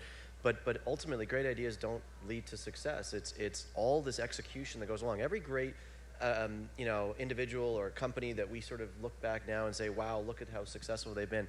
They've gone through many different of these, call it growing pains, and they've been able to overcome them. The things that would kill an organization, they've been able to figure out how to get to that next level successfully, and that's what has made them hugely successful. Not the fact that they had a great idea 10 years ago or 3 years ago. It was that all through that process, everything that would have ultimately tried to make them fail or would have been a stumbling block, they overcame it successfully, and that's what you really want to sort of study about a great organization more than anything else. Well, of course, we all know how startups work because we watch Silicon Valley on HBO, and we know that's a reality show, I think. But by the way, it's realistic. It's painfully true. But I think, and I wince every time I watch, and I've watched every episode, including last week's. But it's true if you take the worst experience an entrepreneur has ever had across every company ever started over the last decade, and you squish it all into one. It is all the outlier experiences. I've seen everything that happened in there happen, but it doesn't happen that often. And it certainly doesn't all happen in one company. I mean, it's sort of like, oh, I was in California during the earthquake, standing under the building that was built poorly, and things fell on my head, and then the hospital was broken, and whatever. I mean, you just couldn't add up that many bad things in one set of realities. But of course, it's a great show because I have a daughter who's in Silicon Valley, and of course, when I watch it with her, she says, oh, that's really Bill, or, this character is actually this guy. So great guessing game down there. But it does bring up an interesting point that so many people who start are young, idealistic, enthusiastic, and you generally start with your friends. We talked about that. Your initial group around you are the people who believe in you. And at what point do you really have to sort of make that difference between personal life and business? And by that, I mean, at what point do you just get really, really tough, not only on yourself, but frankly, the people around you as well? You talked about getting the team right, and you're not always going to get them right. But that, to me, seems to be one of the important lessons, especially for the first-time startup people, trying to figure out that, am I a business guy or am I a friend of these guys? Well, I mean, look, I think this is absolutely critical, and it is usually the case that you partner with friends or people or acquaintances early on. And I can tell you that that's actually one of the most difficult decisions that people will make over time is, being in business with a friend or someone that you have a different type of relationship with. It changes over time. I hired some friends early in my first business. I learned a lot between my first business and second business. I'll give you some anecdotes. But one thing, just as a side thing, I played sports competitively when I was young, and I remember this, when I used to sit there, and my coach would always say to me, I remember it, that as a coach, you have to make a decision. Are you their friend or are you their coach? Because the problem is if you are their coach, and you yell at them, and then they think you're your friend, they don't know how to differentiate. And it goes to the same thing in terms of work environments. You've got to be able to delineate between what is critical for the organization and what is critical for our friendship. And I think it's extremely difficult. It's a very fine line, and many people can't do it well. That's where some partnerships fail. I've funded a lot of companies, and one of the things I learned that I started telling entrepreneurs all the time, the majority of my entrepreneurs are first-time entrepreneurs, usually young. And I'll say a couple of things. One is 3 founders almost never works. Triangle theory is very powerful. I've actually funded probably half a dozen sets of 3 people, and they've never survived as a set of 3 people. So I bring that up because I always say to them, I don't know which of you is going to die in this experience, but I think you should all make your wills now. You should sit together while you're friendly and decide how to treat each other if somebody disagrees later, because it's highly likely it will happen. Sometimes they listen, most of the time they don't, but they always split up. 2's easier, usually, but not always. Often I've got a set of 4 that's doing really, really well. Now, over time, they've shifted their roles. The challenge is, if everybody's truly committed to the business, it is so incredibly hard to find one world-class entrepreneur.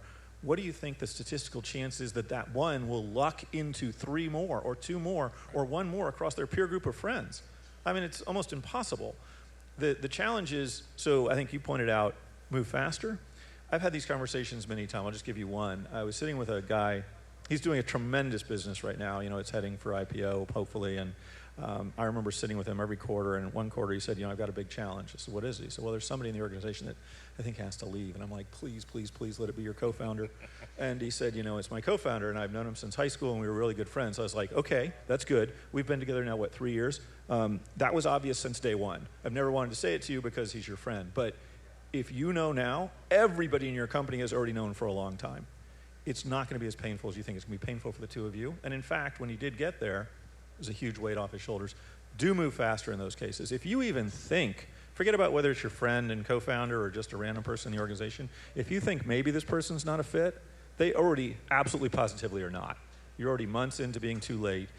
You should take the action. And the rest of your team will generally be incredibly supportive after the fact, because as a last point here, if you're willing to suffer somebody of a lesser quality, what is that message to the rest of the people? Whether it's your best friend or not. Sometimes you got to cut off the arm so the body prospers. And it's a hard choice, but entrepreneurship at the end of the day is about constant hard choices and hardship. There's no other way around it. Forget about what you read in TechCrunch or wherever else you look. It's just effing hard. So be prepared to make lots of hard choices, and the better you become at that, the better chance you have of surviving and prospering. And I think all great advice, but when you're young and you're starting a company, as a good chance it's going to be your buddy from university or somebody else who's going to be doing that with you, because you just don't have the network. You don't know how to source these top quality people.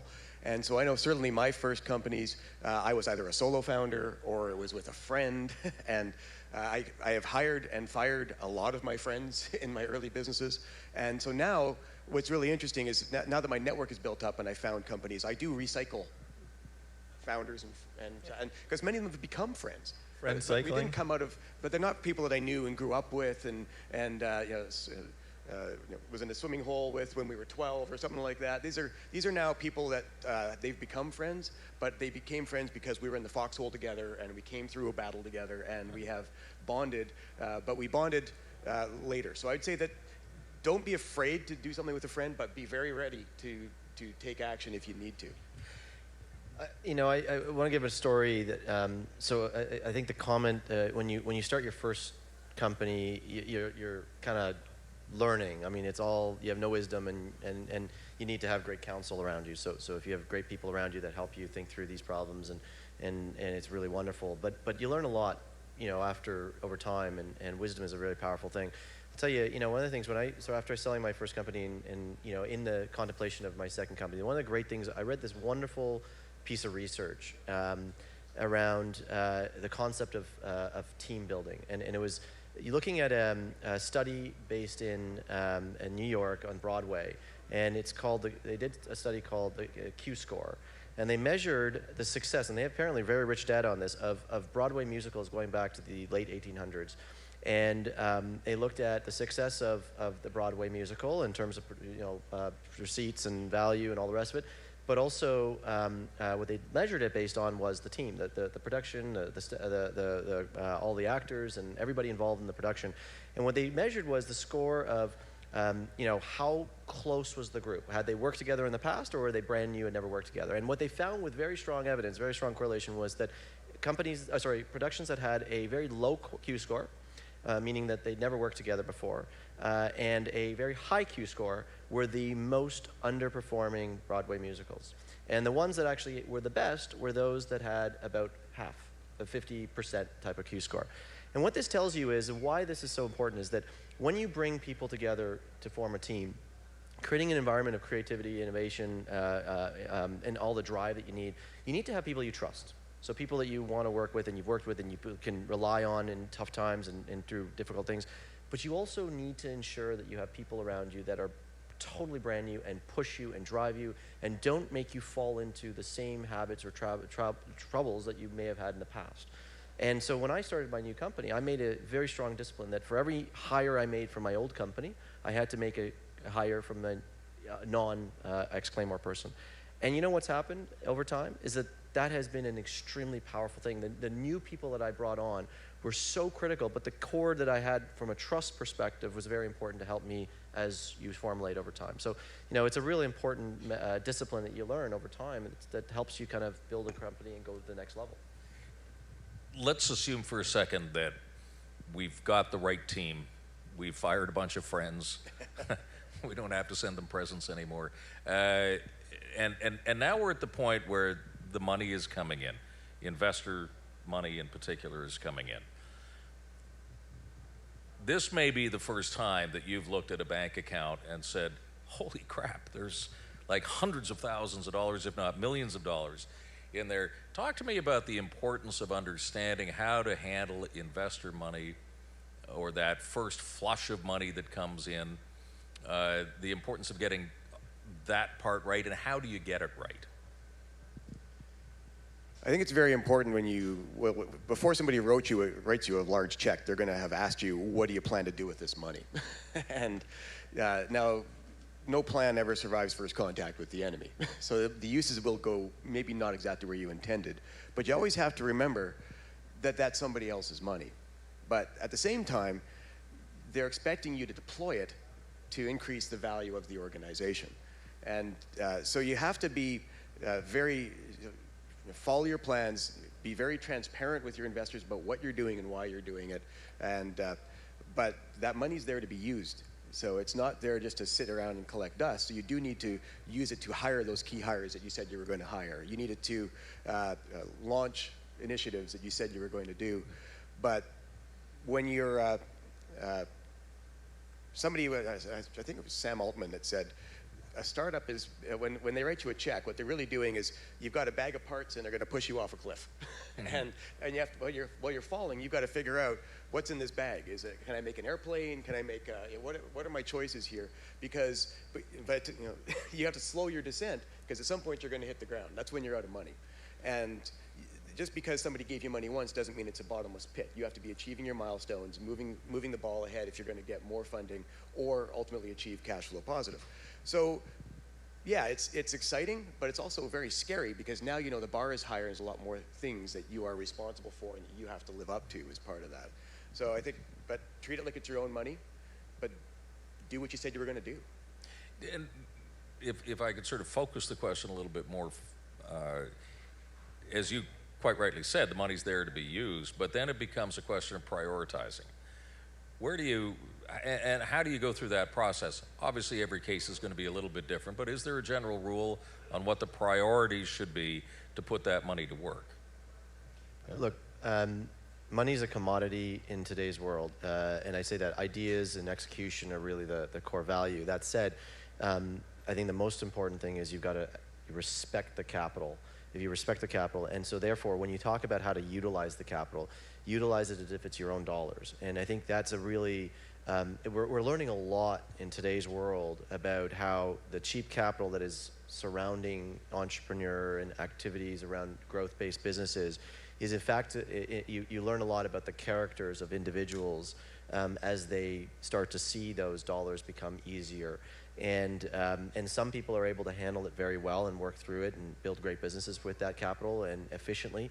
And those are the people that I think, again, respect the capital that's coming in, regardless of the fact that somebody's willing to write them a check. They treat it as if it's their own dollars. Two is that they don't let the capital drive their business plan. They have a business plan that the capital effectively is there to support. And in the end, would build businesses that are focused on making money. You can put any value on a business today for many different reasons, but in the end of the day, the true fair value of a business is, does it actually make profitable money? And if you do that and you respect the capital along the way, you will always have people that will come to you and fund you. Even if your business isn't hugely successful or as successful as maybe you intended, you have respected other people's capital. They'll be there for you in the future. Ben, I would imagine that managing a $5 million revenue business is probably not that much different from managing a $10 million revenue business. But by the time you hit 15, 20, 100, it becomes very different in terms of how you manage. So just wondering what advice you would give to somebody who's on that threshold of breaking through to a higher revenue business and how you manage your resources, your time, and your priorities as the numbers go up. There's a lot of, every business is different. Sometimes I think the number of people has more impact than the revenue itself, and there are lots of different goals for businesses. I certainly, I had my company that I took public was profitable before we took it public, and then spent, and then was trying to get back to that. So in general, I do believe you have to understand how this business is going to earn. Having said that, there are other types of businesses. WhatsApp didn't get bought for $19 billion because it was profitable. It got bought because it's an enormously valuable asset of human beings that somebody needed. Instagram, same thing. Snapchat, they'll do 150 million in revenue. They just took a tank, right? So it isn't that I'm against profit. I am. It's just at the right time. Amazon only recently, they're in their 8th quarter of profitability after being in business. I met Bezos in '93, so do the math. That's 24 years. 24 years, of which 2 are profitable. Because sometimes, and I guess the way I was going to answer your question, the way you first asked it, was frugal but not frightened. We don't give entrepreneurs money, we invest. And we invest not so they can spend, but so they can invest in turn. And so it is entirely acceptable, as an example, to lose money as long as it's in a quest for a certain thing. So if you're acquiring customers at a loss, but they will be net profitable on a unit basis over time, that's reasonable. I'm not one of these people that's like, oh, we'll figure it out in the future. Oh, except once. I was like that once. So things do change. Another answer that might, because there's not just one, and it's also tied to the question of sort of learnings and what entrepreneurs can think about, is the reality of focus. Every entrepreneur has a journey of some period of time, from minutes to days to years, to find out what their true northern light is and what their focus needs to be. And once you've figured that out, and once you strip away all the other things, and by the way, I've seen entrepreneurs who, after spending every quarter for 3 or 4 years talking about how it would be great if they could just find that one focus, come back to me after 4 years and say, Ben, best thing ever just happened. It's like, what? I just figured out how valuable it is to be focused. And I was like, wow, is this where you tell me thank you? But they don't remember that I told them that 16 times. But here's the time I remember it the most. I'm like, great, what does that mean? Oh, everything's about this one thing, so we're going to jettison everything else. And I was like, isn't everything else like $4 million a month? It's like, yeah, but it's distracting. It's like, okay. It was the right choice. I would have liked if he'd made it before he was generating $4 million in revenue in that area, because he pushed all that effort towards it. But ultimately, the best businesses are about focus. Think about the best businesses in the world. Forget about revenue for a second. Within the space. Usually the thing they do second isn't that material. What does Google do other than search that's worth anything? I'm not sure. What does Facebook do other than social that's worth anything? Once again, don't know. You know, there's usually one thing that is the vast majority of a business, and if you can figure out what that is for you, what your true northern light is, not all, but many of the challenges, both of your own revenue growth and your employee growth, they don't go away, they just get easier because you can benchmark everything against that goal. Maybe that goal is it's purely cash flow positive in the next 3 years, you know? And then does it help with that agenda? If it doesn't, you shouldn't be doing it. Focus gives you enormous strength. It's the difference between diffuse sunlight barely giving me a tan and a laser that can cut through 3 inches of metal. That's the power of focus, and it's true for entrepreneurs as well. One thing I just wanted to say, in terms of the profitability engine, the concept that is very critical, though, is I always say if you're going to build a business, you got to build it such that if no one ever calls you, you're happy to own it forever. And this is the problem we have in today's world, is that people are building businesses with this short-sighted mind that somebody else will take this and make it work.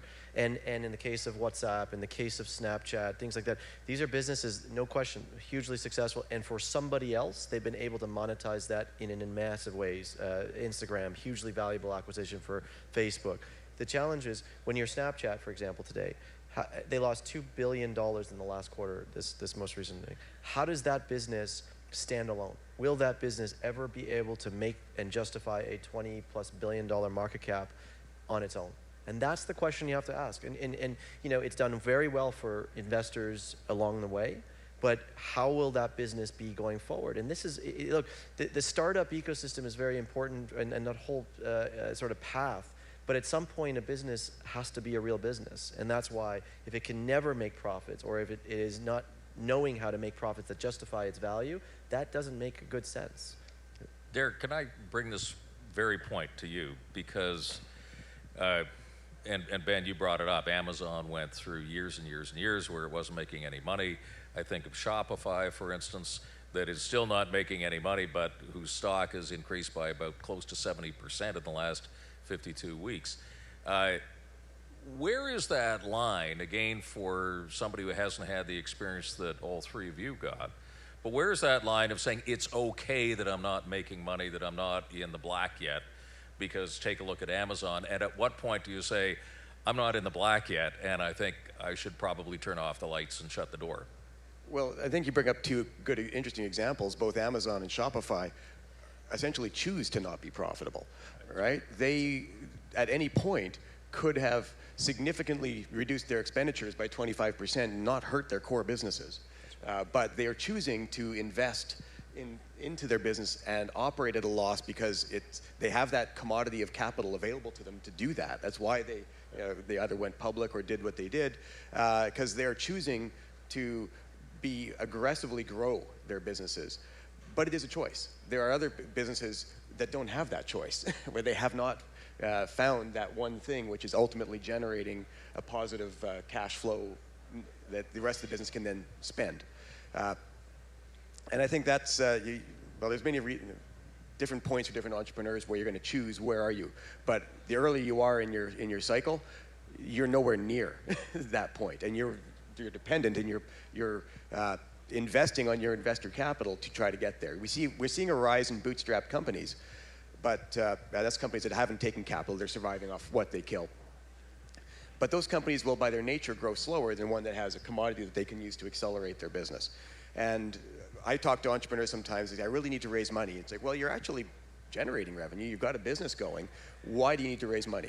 And they don't always know. I said, because there are reasons. Hey, it's going to become a very competitive market, and I have to make sure I get out as aggressively before somebody else gets out there. But you don't always have that. If you really have a unique position in the marketplace, maybe you can grow slower. Maybe you don't need to raise the money. And you can make the choices to make the choices that Amazon or Shopify have done, which is reinvest back into the business. You know, I also realize that it should be well understood, hopefully, that there are very different types of businesses and very different types of funding for those businesses. So, like, as an example, you earlier said money is a commodity. Someone said that to me, too, when I had a public company that was trading for, a year later, 33 cents on the dollar, some Harvard kid I hired, and I spent a semester at Harvard, so I'm not opposed to Harvard, but he walked in and said, why aren't you spending all this money?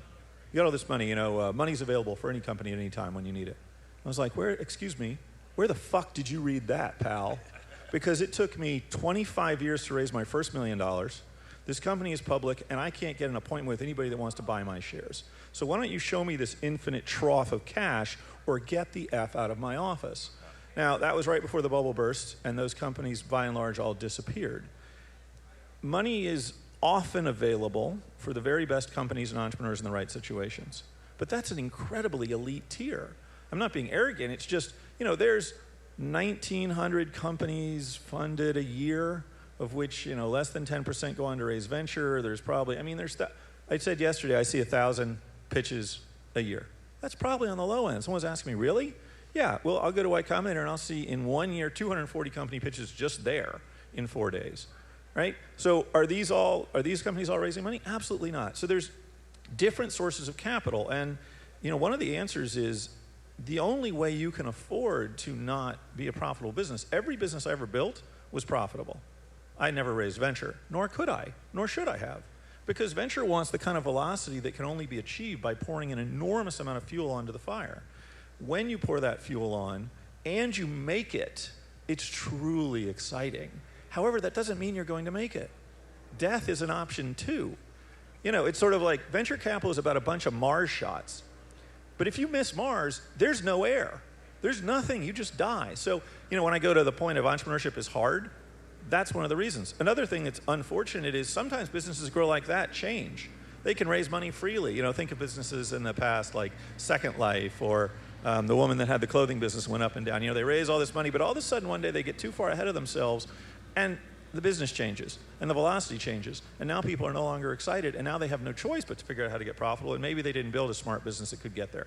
So, I'm not enamored of lose money all day long. It's never about a real business, but there are different types of assets in these businesses. If you're building a mobile app, your audience, if you can meet 100 million users, there's a lot of ways to monetize that over time. So to summarize it, there's different sources of capital. In the normal world of the 99% of the businesses that either bootstrap or raise money from friends and family or get money from sort of professional angels or other non-institutional sources of capital, profit is your way of surviving. And I'll give one last analogy. It's sort of the difference between being a hunter and a real estate developer. If you fund a business that's going to get to profitability, it's like you said, you eat what you kill. That's exactly true. You go out in the woods, you bring back a moose, you eat, you're good to go. But you want to build a skyscraper in Toronto? You doing that off of your sticks and profit? No, you're leveraging the crap out of yourself, and if you're right, you make an enormous amount of money, and if you're wrong, it's called bankruptcy. Can I just conclude with one thought? And Derek and I talked about it briefly a little earlier, but I'd like to get your thoughts on it as well. We were talking about the difficulties, the challenges of, again, when you're not just in the early stages, but when you've become successful to a degree. And you get the siren song from the valley sort of saying, here's some money as long as you move down here. Outfits in New York and Boston beginning to say the same sort of thing. Everybody's trying to attract into their technology corridor and using money investment as a way to populate that. So when it comes to somebody thinking, well, I want to, I'd kind of like to keep my business in Canada, or I'd like to invest or not only keep it in Canada, but keep it in an unlikely spot. How tough is it? I mean, I know, Derek, you and I talked about it, but from your perspectives, because you operate like Derek does across borders, how tough is it to decide that you're going to be Canadian in this business? So, I have a couple of examples of businesses that have come and made the decision to stay. Those have gone down to things like Y Combinator, and then kind of had the force to go and stay down and relocate and then come back. And I've had companies that have gone down and stayed in the valley. So here's my perspective. I think great ideas, great businesses, great leaders, money will come to them if they have great opportunity, and you should build where you feel you can build with great ecosystems around you. And so we'll talk about that in a minute. You got a great talent is really important. You got to be able to get the people that'll help you get from zero to something. But where Silicon Valley becomes really powerful in my opinion, is not the startup phase. Actually, I think it's very difficult to start a business in Silicon Valley. One, it's very expensive, and two, it's very noisy. And the culture of people is very difficult to kind of keep people. You know, if you've run into any snags in the early years, it's very hard to keep them there. Like they leave very quickly. But Silicon Valley is where there are phenomenal talents on how to go from something to global or real scale up. And this is the thing that you learn. Like, for example, in a city like Toronto, we have an unbelievable kind of ecosystem growing now where amazing companies are growing. But what we don't have is those people that have really taken a company from 500 people to 5,000 people, or from, you know, sort of a $50 million value to a $5 billion value or $50 billion value. That is something that is lacking, and I think that's where you need wisdom, you need time, you need, you know, a lot of companies and seedlings coming from there. And so wherever region you decide to start, starting from zero, it's actually nice to be in a place where you don't have a lot of noise, and as long as the capital will come to you. But it's really important at some point to get into a region that has that next level to drive you to the next level for the business. Ben, have you got some thoughts on this? Yeah, I've funded probably 6 Canadian companies over the last decade. Many of them I found, actually I think all of them I found in Silicon Valley because they were visiting. Some of them stayed based here. I think the point on the ecosystem is an entirely fair one. In fairness, I didn't drink the Silicon Valley Kool-Aid for a long time. I moved there from the East Coast, Boston, New York, and I think these people are crazy for a while until I realized, you know, they're crazy like a fox. When it works tremendously well. What I've come to understand is that I've traveled around the world a reasonable amount looking at other places that are trying to build the equivalent of Silicon Valley. And I think that's going to be hard in that, you know, it's Shangri-La, it's Florence during the Renaissance, you know, all through history, it's Rome during its heyday. There have been places on this planet that have drawn a specific type of human, the best and brightest of that. And Silicon Valley has done that. I've seen it from literally everywhere. I mean, I've funded everybody from Argentinians to people from Poland, I mean, where they've brought their companies there. It is crowded, it is difficult, it is noisy. The analogy I would use, though, is, you know, if you want to perform Chicago second-class stage, your play, that is more than fine if that's your goal in life. But if you want to be at the pinnacle of your existence, you're either going to go to Broadway, or I guess you're going to do Shakespeare somewhere in England. There is no other place where you will be able to aspire to the same levels. And part of it is because you will be able to aspire to and learn from those that have achieved those levels. You know, I came from New York. In New York, most of the people over the last long time that you would look to as potentially icons of industry, or however you want to think about it, people that achieve great wealth on their own, not on some inheritance, were people in financial businesses, you know, a lot of hedge fund guys and bankers. And so you didn't have that person you could imagine looking like in entrepreneurship. One of the great things about Silicon Valley is if you see somebody of great success in Silicon Valley, it's highly likely they either are or are attached to entrepreneurship. You know, you see young people that have done tremendous things, and other young people don't just get advice from them, but they see that that's possible, right? I'll go back to my building analogy. I don't know what the tallest building you can build here is, but I would assume if I'm a building guy, I'd probably want to be in New York because those are the tallest buildings in the world, except maybe Singapore and some Saudi Arabian countries. So you have an ecosystem. You also have a peer group of the best and brightest coming together. It's not that bright people don't stay everywhere. I mean, right now there's been a couple of articles about the reverse brain drain of how some of the U.S. Great technologists are coming into Canada, basically because they want to get as far away from Trump as they possibly can, which I applaud that effort to get away from Trump, but you know, I'm going to have to stick it out. So I think the ecosystem's phenomenal. I don't think you should move till you're ready if you are going to move. And I'll make one last point. Sometimes it's about downside protection, which is not something I spend a lot of time on, but if you build a phenomenal engineering team in most places and things don't work out, in the experience I've had so far, those people get jobs. In Silicon Valley, sometimes those businesses get bought, and they get bought for anywhere from interesting to extremely interesting. The concept of the talent acquisition doesn't really happen very much anymore, but the sort of end game can be better even in a negative outcome in Silicon Valley because there's so many more people that, as you said, it's crowded, those resources are hard to get, it's expensive. Well, if you've got a bunch of those people and they're great, sometimes just giving them a home is worth a lot to a company, which is, and last point, sometimes that gives you a landing point. You know, there's a lot of great entrepreneurs that tried before and didn't quite make it. And I'm not one of these people that stands up and say, failure is great, you learn so much. I hate failure. Failure sucks. There's no way other to look at it than that it is not a good thing. But you do learn, and you do get more experience being an entrepreneur in a year than you'll get in any job in a decade. So if you, through your own entrepreneurial endeavors, end up landing at a company of substance, you're going to land at a much higher rate than if you walked in off the street the year before you had that experience. And that might give you opportunities to do things that you would have had to wait a really long time to do. And for your own personal advancement, that can be quite valuable. So there's a lot of little and big things that make it useful to be there, but we don't have the tax credits you guys do, and it costs more for engineers, and it's a different game. We don't have Donald Trump either, so. And what I would, sorry about that. Just as one closing, I spoke earlier about, in general, Silicon Valley, but one thing that will happen is, because of the density of people that are there, is the opportunity for a positive collision is much higher than you're going to get in another area. And so if you aren't going to reside there, don't think you have to, but you have to be very prepared to be physically present and participate a lot.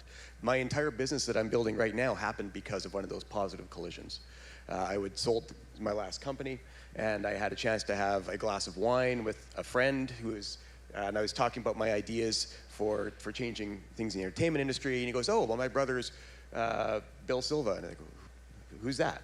He goes, "Well, he manages the Hollywood Bowl, he used to promote Metallica," and it's like, oh, interesting. So you have these fortuitous connections that just seem to happen because there's so many people in such a dense area that you can walk out and have a cup of coffee with somebody and somebody that can be very relevant, and they're probably 1 degree or 2 degrees removed from somebody that can really impact your business in a very positive way.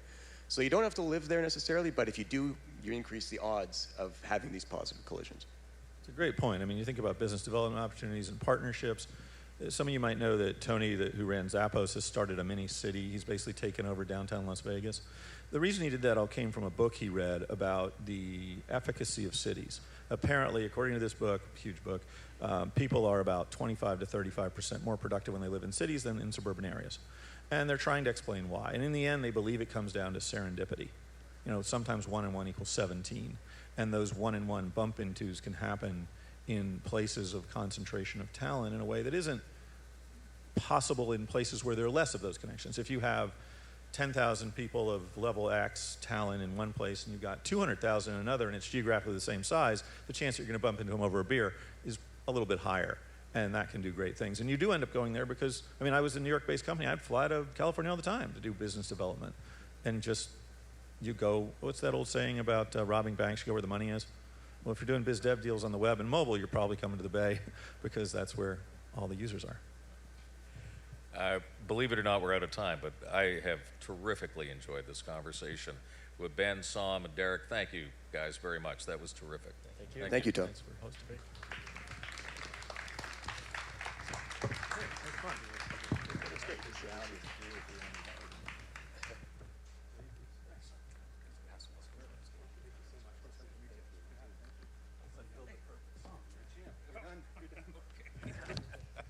Thank you very much, Tom. Oh, thank you. That was good fun. Hello. My name is Grant. You haven't seen me yet today. If you've been checking in since Wednesday, you probably had lots of time to see me. We have some things to update you on, but the first thing I have to let you know is that the great Tom Clark was just on stage for 2.5 hours straight. Can we have another round of applause for Tom, please? Wasn't that amazing? I thought I liked to talk. I guess when you have as many decades of experience as he does, and the memory, the mind, and the stories that he has, 2.5 hours might seem like nothing. We're going to have to get you some major updates today. Something's happening here at the Breakout project. Let me start with this. When you start a business, and I've started a few, you might have a good idea, and you might share that idea around a little bit. And then you say, anyone else think this is a good idea? I don't know. Maybe it's a good idea. So you do some real research. Maybe you have some connections, some colleagues, you talk to them, see if it's a good idea or not. Maybe you've partnered with somebody who's passionate about it. Maybe they have a corresponding skill set. One might be the idea person, the big sales and marketing type. One might be the more analytical thinker who understands finance or understands some of the technology needs or product needs that you have.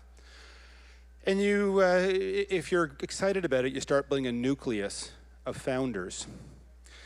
And then the way it has always gone is you have to find ways of scratching together the resources you need to get going. Now, if you're a typical entrepreneur, it starts as a very scary thing because you're plunging into something new and you don't get paid. And anyone here, if you have 2 years of paychecks banked up in your bank account, you're 1 in a million.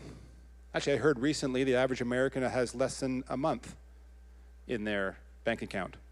So we live paycheck to paycheck. So already you're talking about a very scary thing that not everybody can take on. And so you want to find ways of getting paid, but there's no revenue. The business doesn't exist. So what you do is you find somebody who can put money in, and maybe you have some of your own, but we call this first little round of money the friends and family round, because those are the only people who would dare believe in you, because your idea doesn't have any merit yet. We just listened to some people who are extremely good at building businesses, and I think we heard Ben talk about how few get the real money, and we talked about how many pitches they get. And so all of us entrepreneurs that start at this very, very minnow stage, we think we have great ideas, but imagine that people who have money and are used to investing in ideas, they're not looking for ideas. They're looking for traction, success, right? So you try and scrap together this money because what you really want to do is start building your product. Now the problem is, the chances are you're not an expert. You're not an expert on your idea. Or you're not an expert on all the things needed to grow your idea. But let's say you're a product person, you really know what this product is, and maybe it ties in some technology. So now you need people who are technologists. But guess what? You don't have much money. All you have is an idea and some gumption, some energy, right? Maybe a little bit of money. No one knows who you are. How hard do you think it is to find the best talent in the world to make sure your product can compete and build the traction that's going to allow you to get the real money? That moment right there, when you have a little bit of friends and family money and you're building your product, but you don't have an expert product maker, you don't have an expert marketer, you don't have an expert salesperson, no one knows who you are, is the hardest part. Now let's talk about the Breakout project. I'll remind you all what we're doing here. We're trying to make huge, innovative solutions happen for the good of our planet. And we're modeling the Breakout project after the ways the world's greatest innovators do it. We've talked about ideas, we've talked about inspiration. But what you need are massive amounts of 4 ingredients. You need money, you need people, you need connections, and you need awareness. And that's how the likes of Elon Musk can do it so quickly. Unlimited supply of those 4 things, coupled with his inspirational ideas. So, now the update. We have 2 leaderboards. We have not crested, I'm going to do some math here, it's not going to go well, but I think we're about 40 hours we've been doing this. So these teams arrived with a handful of people. We put them in this very cold at the time fort. And we said, something weird's going to happen, we don't know what it is, but we thank you for being so courageous to do this. That very small team I was just talking about. And then we watched the leaderboards come along. We found it very interesting the first night that the one leaderboard is nothing. In fact, we went into the next day saying, oh, we got to have a money day. We need to raise money. But the other leaderboard, the hours leaderboard, was interesting. And we've been watching this yesterday. And we were up here doing our updates, and we said we're at 50,000 hours. And I had to help people understand what that meant. 50,000 hours. The average Canadian works 1,641 hours a year. So you can start doing the math. How many employees is this? This is 30 full-time employees. But it's better than that. Because imagine back to that nucleus moment for this company, they don't want 1 or 2 or 3 full-time employees. They want parts of the best of 10, 20, 30 employees, right? So we have this full-time story happening, but what if you could have the best moments of the best experts for little pieces of time? And what if you didn't have to pay for all of it? So let's talk about the money associated with this. As we crested from 50,000, by mid-afternoon, we were at 60,000 hours. Then I came back on stage, and I think Dupes kind of had to interrupt me and say, no, we're at 65, he said. 65,000 hours. What does it cost for an hour? Well, we know what it costs as entrepreneurs. It costs $50 to employ somebody for an hour. It's not necessarily because their salary is $100,000 on average, but if you add in the legal costs, what it costs to get great marketers to do things for you, if you understand that there are overhead costs associated with it, in fact, for most companies, not including manufacturers, it's the overhead of your employees that is up to 80% of your cost base to run a company. 80% of what you're spending money on is on employees. So let's do the math on this. If by the end of last night, we were at 85,000 hours for our last update. So it's pretty easy to do that math. 85,000 times 50 is $4.25 million in time. These companies, within 24 hours, these 7 projects, raised $4.25 million. Now, those of you here who heard Tom speak with Dupes at the beginning of the day. Sorry. I have to interrupt you. Okay. I have to interrupt you. I'm really sorry, Grant. I know this is not... I haven't told them the number that we're at right now. Can I just tell them where we're at right now? Oh, shoot. So we woke up this morning, we had the pub thing happen last night, and when I walked up on stage here, okay, 85,000 last night, 125,000 hours have been donated. Can you imagine that? Actually, that's why I ran from the newsroom. I thought you were going to tell them about something else. Oh, what? We're at 140,000. 140,000, just like that? 140,000. What was that, 15, 20 minutes? I don't know when I got my update. You got it about 35 minutes ago. 35 minutes. We're adding 20,000 hours every half hour. Is that right? Right now, is that what that is? 12,000 plus in the last, yeah, we're getting there. We're definitely, $7 million worth is what I have on my notes here. $7 million of time offered. Now, can we explore that a little bit? Here's what we're learning about the Breakout project. Now, if you will please stick around. We have amazing sessions happening right now. There is a group coming up after this. Okay, it's a woman named Shauna Levy, and she is with another project from Ontario 150. Okay, so Ontario 150 are the people that started this for us. They gave us a huge boost, and these are the group that are running these. How many are there? Can I shout out to you? How many projects are there? 700? How many things? Okay, so they're adding them as fast as we're adding hours. There's over 1,000 events celebrating Ontario's 150th anniversary happening across our province. And if you could raise your hands for those who are in the crowd. Do you mind raising your hands, you two? Go talk to these people. They have been amazing. They give us a huge financial boost. They've been so great to work with. And that's why you see Ontario 150 all around this. We are doing our best to honor what these guys really have been doing. Because Ontario, we know, is a wonderful province. And we know that 150 is a milestone. And where we're going is special. But let me tell you why I put those two themes together. Anyone here busy? Do you find it's hard even to get out to this event? Who here is busy? Right? And aren't we all a little bit ADHD? We have this moments on our phones and we check things and everything's sound bites now. Everyone is so busy. Can you imagine these teams, instead of having pennies, dollars, tens and 20s that we're talking about yesterday donated, they are offering their entire selves to these teams. What does that say about Ontarians, Canadians? And by the way, we're over 50 countries now that have dialed in online. So I have that number too. What is it? We're approaching 60. 60 countries are watching us and interacting with us online, offering time to this. So now we have these teams that started about 24 hours ago, and they're all the way moving. And imagine they don't know what's going to happen. And now they're sitting here. They're going to come back after hopefully a few days off. I doubt that's going to happen. And they're going to coordinate teams of hundreds, if not thousands of people to figure out how they're going to scale their projects. And you guys know about the projects because you've been to the breakoutproject.com. So they're below Dupes and my feet. It's all right.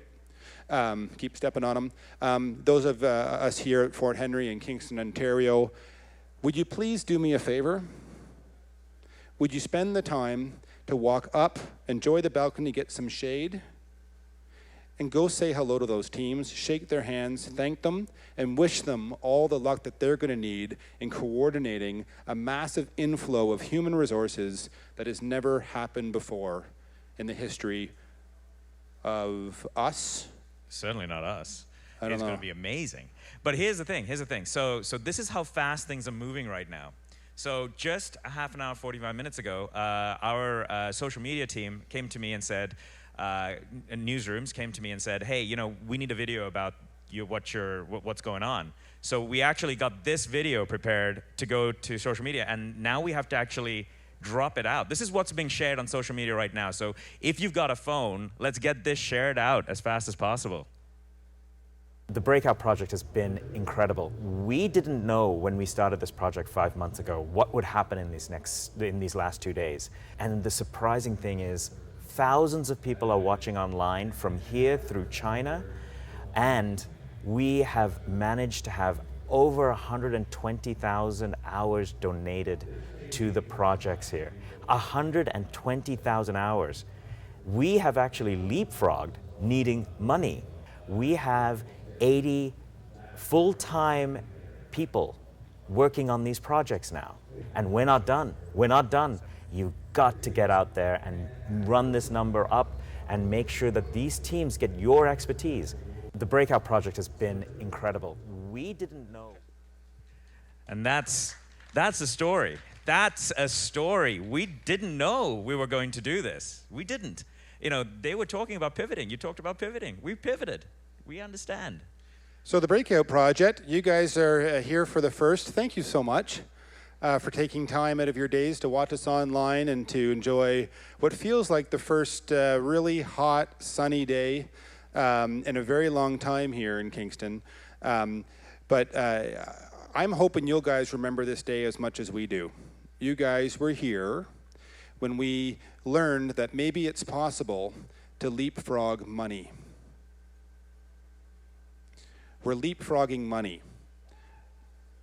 That's what we want to talk about, and that's what you're going to see. That video is going online. If you guys want to start sharing that, let some people know. That came from a neighbor of Dupes. Joan, thank you, wherever you are. That was a beautiful, beautiful coach. She came to me and she said, you know what you guys have done? You guys have kind of put money to shape. You've leapfrogged the need for money. I was like, I got to go run, Grant. By the way, something else. We were talking when we started this, you know, that South by Southwest, only had like 500, maybe 700 people when they first did it 30 years ago, in 1986, I think. Well, look at it this way. Alone, the Breakout Project Twitter alone has 307,000, I believe, followers from what I have here. How many? 307,000. I mean, that's my notes. I mean, this is what I was told, so. Holy cow. Okay, that's a nice start. That's a little bit more than 500. Yeah. I mean, it could be 307,000 retweets. That could be even more people that we're reaching then. Yeah. I mean. And so I think what we're asking everyone out there to do is to acknowledge what these teams are doing.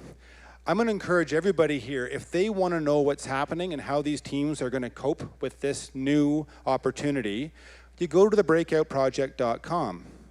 You find the project team, and I would suggest you find every project team. And you find the follow button. It looks like a head with a plus sign.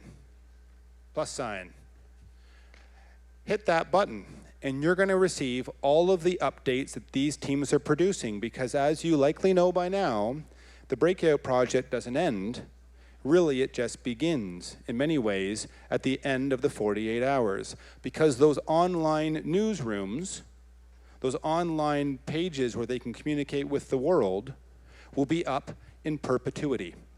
So we will continue to hear the updates, we'll continue to learn what they need, and we can all continue to offer them the resources they need, the people and the money that they need. But if you follow them now, you'll get all those updates. And you'll be some of the few tens of thousands now that have the opportunity to get this in real time. While you're there, sure, feel free to give them some money. They do need money. They will have bills. So if you want to give them 20 or 50 bucks, why don't you spend some time and talk to some of your buddies and say, how do we all go in for 10 bucks each, 20, 30 bucks each? Let's do a group donation. Maybe you want to give them an hour of your time. Maybe you want to give them more than that. Or maybe, 10 hours, give $10. 10 hours and $10. Perfect. Give $1 an hour. How about that? Right? But we'll watch them progress along as all of these donations continue to go. But if we can do this much support in this amount of time, imagine where we're going to be when we get to 365 days from now. We're going to watch these projects go. We're going to see how they do in achieving these amazing goals. And then we're going to come back and make sure that we're here in Kingston a year from now celebrating what they've achieved. Now, we have obviously a program to go, but I got to tell you, I don't know if you can hear the excitement in Grant and Mai's voices. Right? This is the excitement. You will see people jumping and running around. These are board members, staff members, volunteers, because they're seeing these numbers, and we know that we're making a difference for these teams. Just so you understand why we're running around in excited joy, it means we are getting there. Well, I think the average hours per sleep the first night was about 3. I see Shira here from Map Canada. Oh, she's trending at 3. I can do that math. 3 plus 3 is 6 divided by 2. The average is 3 hours of sleep per night. And I think we all arrived here and the weather was wonderful, and then we started seeing what was happening. We've been led by Tom Clark. I mean, this is someone who's seen some of the most struggling places in the world right from the front lines.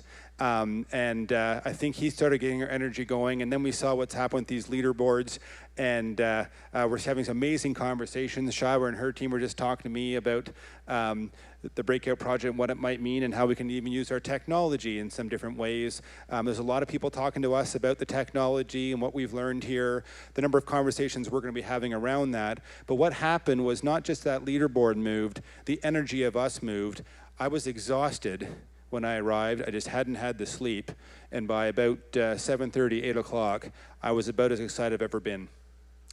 All right, now we have to continue on with our program. Let's do it. So, I would like to introduce everybody to Shauna Levy, the President and CEO of Design Exchange. Shauna is the President of Canada's Design Museum and, of course, Design Exchange. She's invited and worked with globally celebrated personalities from Jeanne Becker to Pharrell Williams.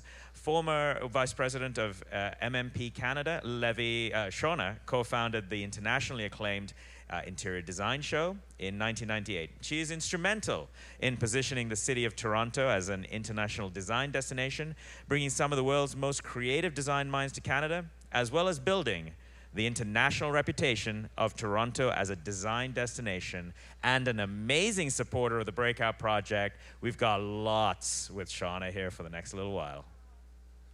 Thanks, Shauna. Thank you. Am I on? Check, check. Hello, everyone. So pleased to be here. Grant told me about this project several months ago, and he said, would you be willing to come? And I thought, sure, it sounds pretty cool and exciting, and so I'm happy to be here. So I'm going to get right down to it. I'm here to talk about the future of design. And first, I want to give you a little bit of context in terms of who I am, who we are. For those of you who aren't familiar with the Design Exchange, we're Canada's only museum dedicated exclusively to design, and that's design within all of its disciplines, so everything from interior, graphic, fashion, industrial, and so forth. 5 years ago, we repositioned and we relaunched as a design museum offering programs that have a broad public appeal. We believe that design shouldn't be in the silos of professionals, it shouldn't be in the silos separated from other creative disciplines, but rather it's really about experiencing it on a wide scale. So we do all kinds of exhibitions, design programs, competitions, different types of events where we demonstrate how design is important and relevant to everyday life. I would say that a highlight for me over the last several years was working with Pharrell Williams. As most of you know, he's a big performer, producer, and Pharrell came to us and through a mutual friend and agreed to curate an exhibition for us about designer toys and urban vinyl. And he did it completely pro bono for us. And now why would one of the world's most highly paid, successful performers in the world agree to do something pro bono? Because he felt that design and contemporary art were actually not accessible to a broad audience. He felt that many people are intimidated to walk into a museum or a cultural institution or an art gallery for that matter. And this was a way in which to dispel those ideas and to really make it accessible.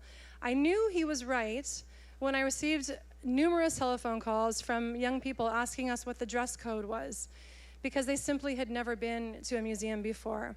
And it was that kind of thinking and that kind of attitude that really started to inform how we positioned and talked about design and did our programming. At the same time, we were starting to work on a design festival. There are lots of design events around the world that the design industry goes to. It was important for us, once again, to create something that was accessible to a broad audience. So we talked about doing all these cool things with technology and innovation and creating this really cool, exciting experience. But it really wasn't until I received a one-line email from one of my directors on my board, that was a one-line email that simply was a URL that was www.globalgoals.org, that changed the direction of not only the festival, not only the direction of the institution, but my own personal thinking about the real power and opportunity for design. So I'm going to show you now the video that was part of that URL that took us on this new direction. Nope. Technical difficulties.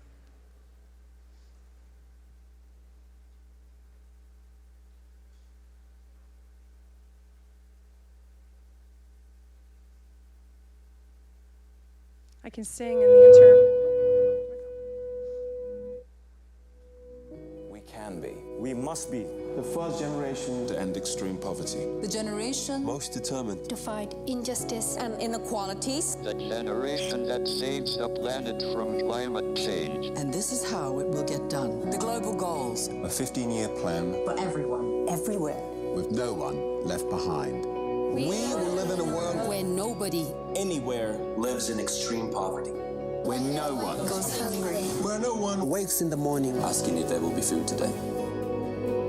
We will live in a world where no child has to die. Diseases we know how to cure. And where proper health care Is a lifelong right for us all. We will live in a world Where everyone goes to school. And education gives us the knowledge and skills for a fulfilling life. We will live in a world where all girls and all women have equal opportunities to thrive and be powerful and safe. We cannot succeed if half is held back.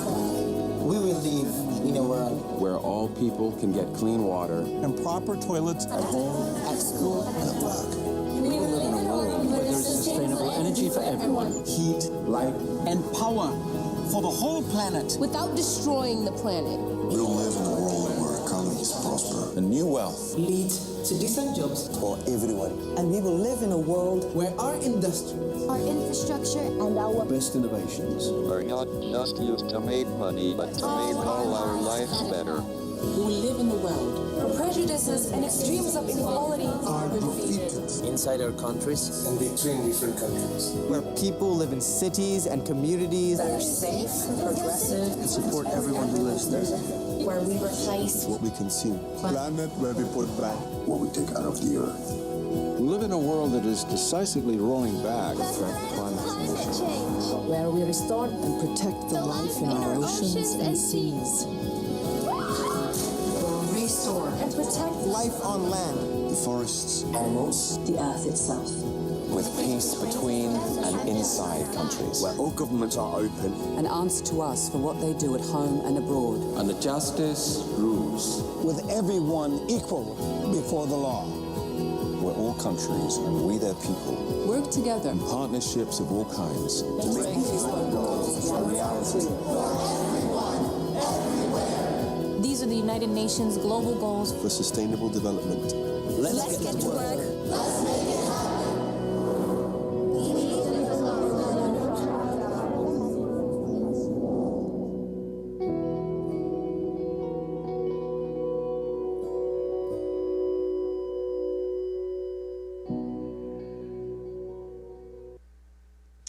So how many of you are familiar with the UNDP's Global Goals for Sustainable Development? Show of hands.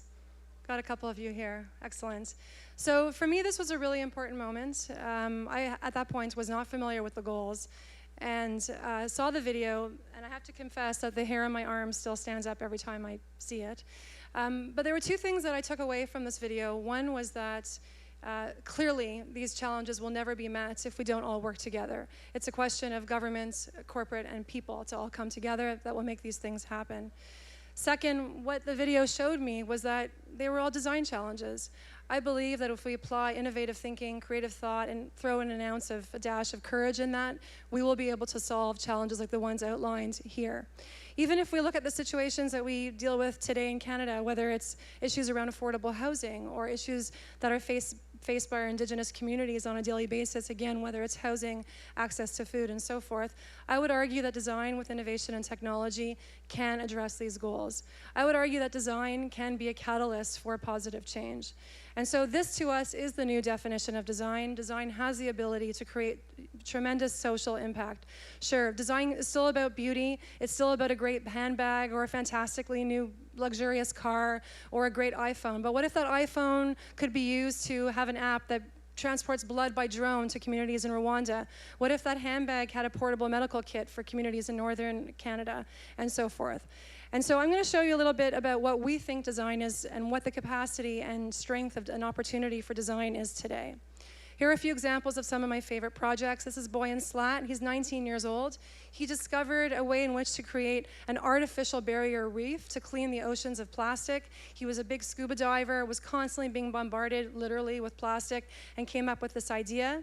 And Ocean Cleanup will launch in early 2018, and within 5 years, they predict that all of the ocean's plastic will be reduced by 50% and completely removed within 10 years.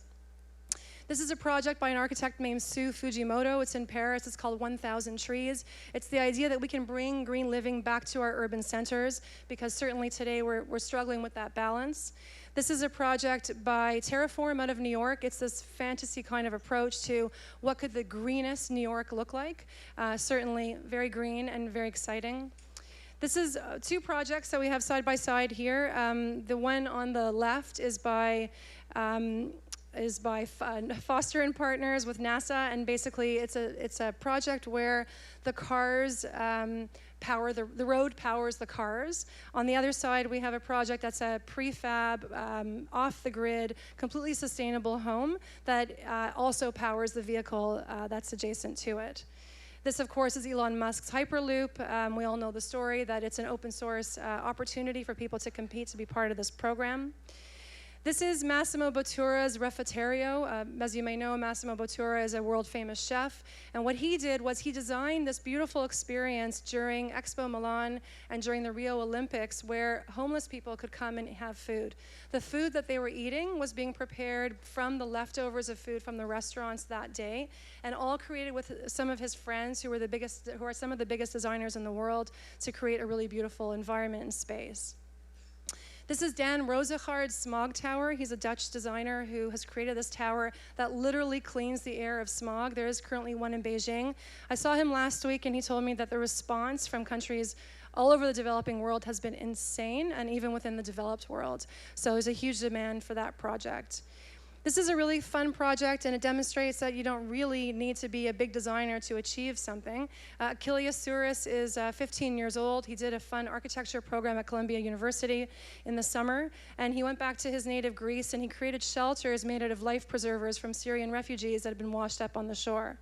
We actually will be showing this in the project I'll talk about shortly. Detroit Empowerment Plan is a group that's created a shelter that also, a coat rather, that also turns into a sleeping bag for the city's homeless. This is a project by Google Glass with Philips IntelliVue software. The idea is that as a surgeon is operating on a patient, he or she can actually see the patient's vitals right in front of them rather than having to turn away when operating. Design, technology, innovation can obviously be used to create empathy. This is a project by Verse that was done in conjunction with UNICEF. And the idea is that when you put the VR goggles on, you literally feel like you are in a refugee Syrian camp. They're using it to raise funds for refugees, but certainly a way in which to create empathy and beyond just using technology for fun. Fogo Island, you might be familiar with this project. The Fogo Island Inn was created by Zita Cobb. Zita was originally from Fogo Island, a very small community, less than 5,000 people in Newfoundland. And she went off, made billions of dollars, and then came back to invest in her community and in her town. And she created this beautiful hotel with Todd Saunders, who is originally from Newfoundland, now lives in Norway. What's interesting about this project is that she worked with all local craftspeople, local artisans. The boat makers were taught how to use their expertise to create architecture. The people who were weavers wove the blankets and all the needs for the inn. And now this inn is ranked as one of the top 5 inns around the world and is definitely one of the most sought after locations to vacation around the planet. This is a project by Effect out of Denmark, and the idea behind that is that it's a community that is completely 100% self-sustaining, so everything that the community needs can be found within the community. And now, my favorite project of recent, I want to share with you, and we have one last video. Rwanda is known as the land of 1,000 hills. It is a very difficult country in terms of topography, and many areas are hard to reach. Traversing that terrain to get to a rural village can take hours, even though it's a very short distance. Today, if a mother is giving birth and suffers from postpartum hemorrhaging, her life is dependent on getting a blood transfusion. There are many different types of blood types. They have a limited shelf life. And the challenge is when you need blood, you need it immediately. But it is unpredictable which geography that will occur in. Hospitals that are in more remote areas can have a very hard time getting enough reliably supplied blood. The time to order and get the supplies by truck is just too late. There's no way that we can overcome the time that it takes to get anywhere during the rainy season. And people would say, okay, during the rainy season, we're just not going to make it. The best case scenario, it would take at least 4 hours. But with Zipline, we are looking at cutting that 4 hours to something like 15 minutes. It is a team of Rwandese who came together with Zipline to groom the project and to make it happen in Rwanda. Their ultimate vision is to put each and every one of those 11 million citizens within a 15 to 35-minute delivery of any essential medical product that they could need. And that's a revolutionary idea for any country in the world. The use of drones to deliver life-saving medical products can overcome the lack of road infrastructure. We need to let our imagination soar. When you have a commodity, rare end supply, that might be an unusual blood type or something like a rabies vaccine, and you need it immediately, the idea that we could use a drone to be able to deliver this to the country is absolutely brilliant. There's nothing else that could do that in that way. It is like we will no longer go around the hills, but we fly over the hills. We've pulled together a team from places like Boeing, SpaceX, Google, Lockheed Martin. And it's an honor for Zipline to partner with the government of Rwanda. We place a hub next to an existing medical warehouse, and it instantly enables that warehouse to make hundreds of deliveries per day to any location within range. The doctor sends us their order by text, by phone call, whatever's convenient. Somebody identifies the need and then prepares the package, puts it on a drone. And then we take that vehicle and we put it through pre-flight tests. It's launched, it flies automatically out to the clinic. The path has been already calculated, it's in the computer. And then they'll receive a text message saying, Zip is 2 minutes away, please walk outside. It drops the packet, somebody goes and collects it. It turns around, it flies home, and then we get it ready for the next delivery. Our our service not only makes it possible, but also affordable for countries to deliver reliable access to essential medicines for all of their citizens. What we are looking forward to see here is saving lives. This isn't a small step forward. This is a transformational change to how we provide medical care to people across the world.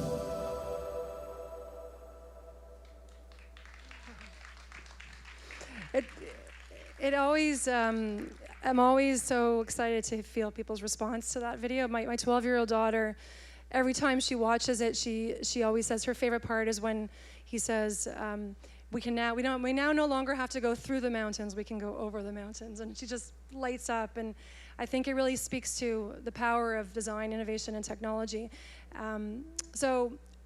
So what are we all about? What is Design Exchange about? What do we think the future of design is all about? For us, it's important for us to demonstrate the power of design, innovation, and technology to change the world for better for everyone. We believe that design can be a catalyst to positive change. We believe that design deserves a seat at the table, should have a seat at the table when discussing these very important challenges and issues that we're facing as a planet. So what are we doing with all that? We're launching a design expo. It's called EDIT, which is the acronym for Expo for Design, Innovation, and Technology. It also refers to the fact that it's an edited, curated experience. We're running it this fall, September 28th to October 8th.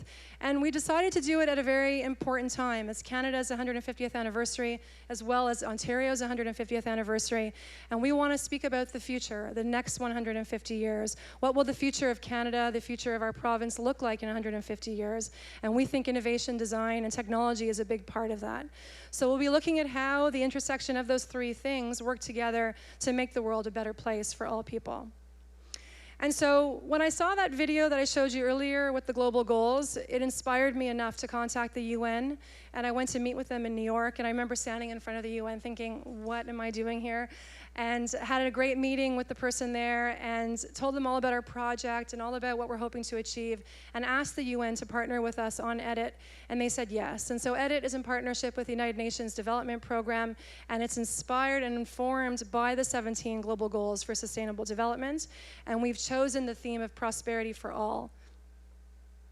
And so we'll be creating an immersive experience. It's 10 days. We'll be doing an interactive experience that has all kinds of exhibits, features, speakers programs that all highlight the global goals and all highlight the projects, some of the projects that I've shown you recently. We're doing a whole series of curated exhibits. Bruce Mao, who's a big global thinker who works with the major corporations and governments around the world to institute and implement design thinking, will be curating the main exhibit on prosperity for all. And he'll be working with Paolo Pellegrin, who's a magnum photographer. Shelter in Cities will be curated by Carlo Ratti, who is from the Sensible City Lab at MIT, looking at how we're integrating nature back into our cities combined with technology. CARE is being curated by Julie Lynn Wong, who's a Toronto-based engineer, doctor, technologist. Julie Lynn's latest project is called 3D for MD, where people will have the ability to 3D print prosthetics anywhere in the world. Most recently, she's 3D printed prosthetics on the space station. She also is the one that shared the zipline project with us. Educate's being curated by Kentaro Toyama, the author of Geek Heresy, a book that dispels the idea, or that explains the idea, that when we design for people in the developed world, those people have to be part of the conversation and they have to be part of the solution.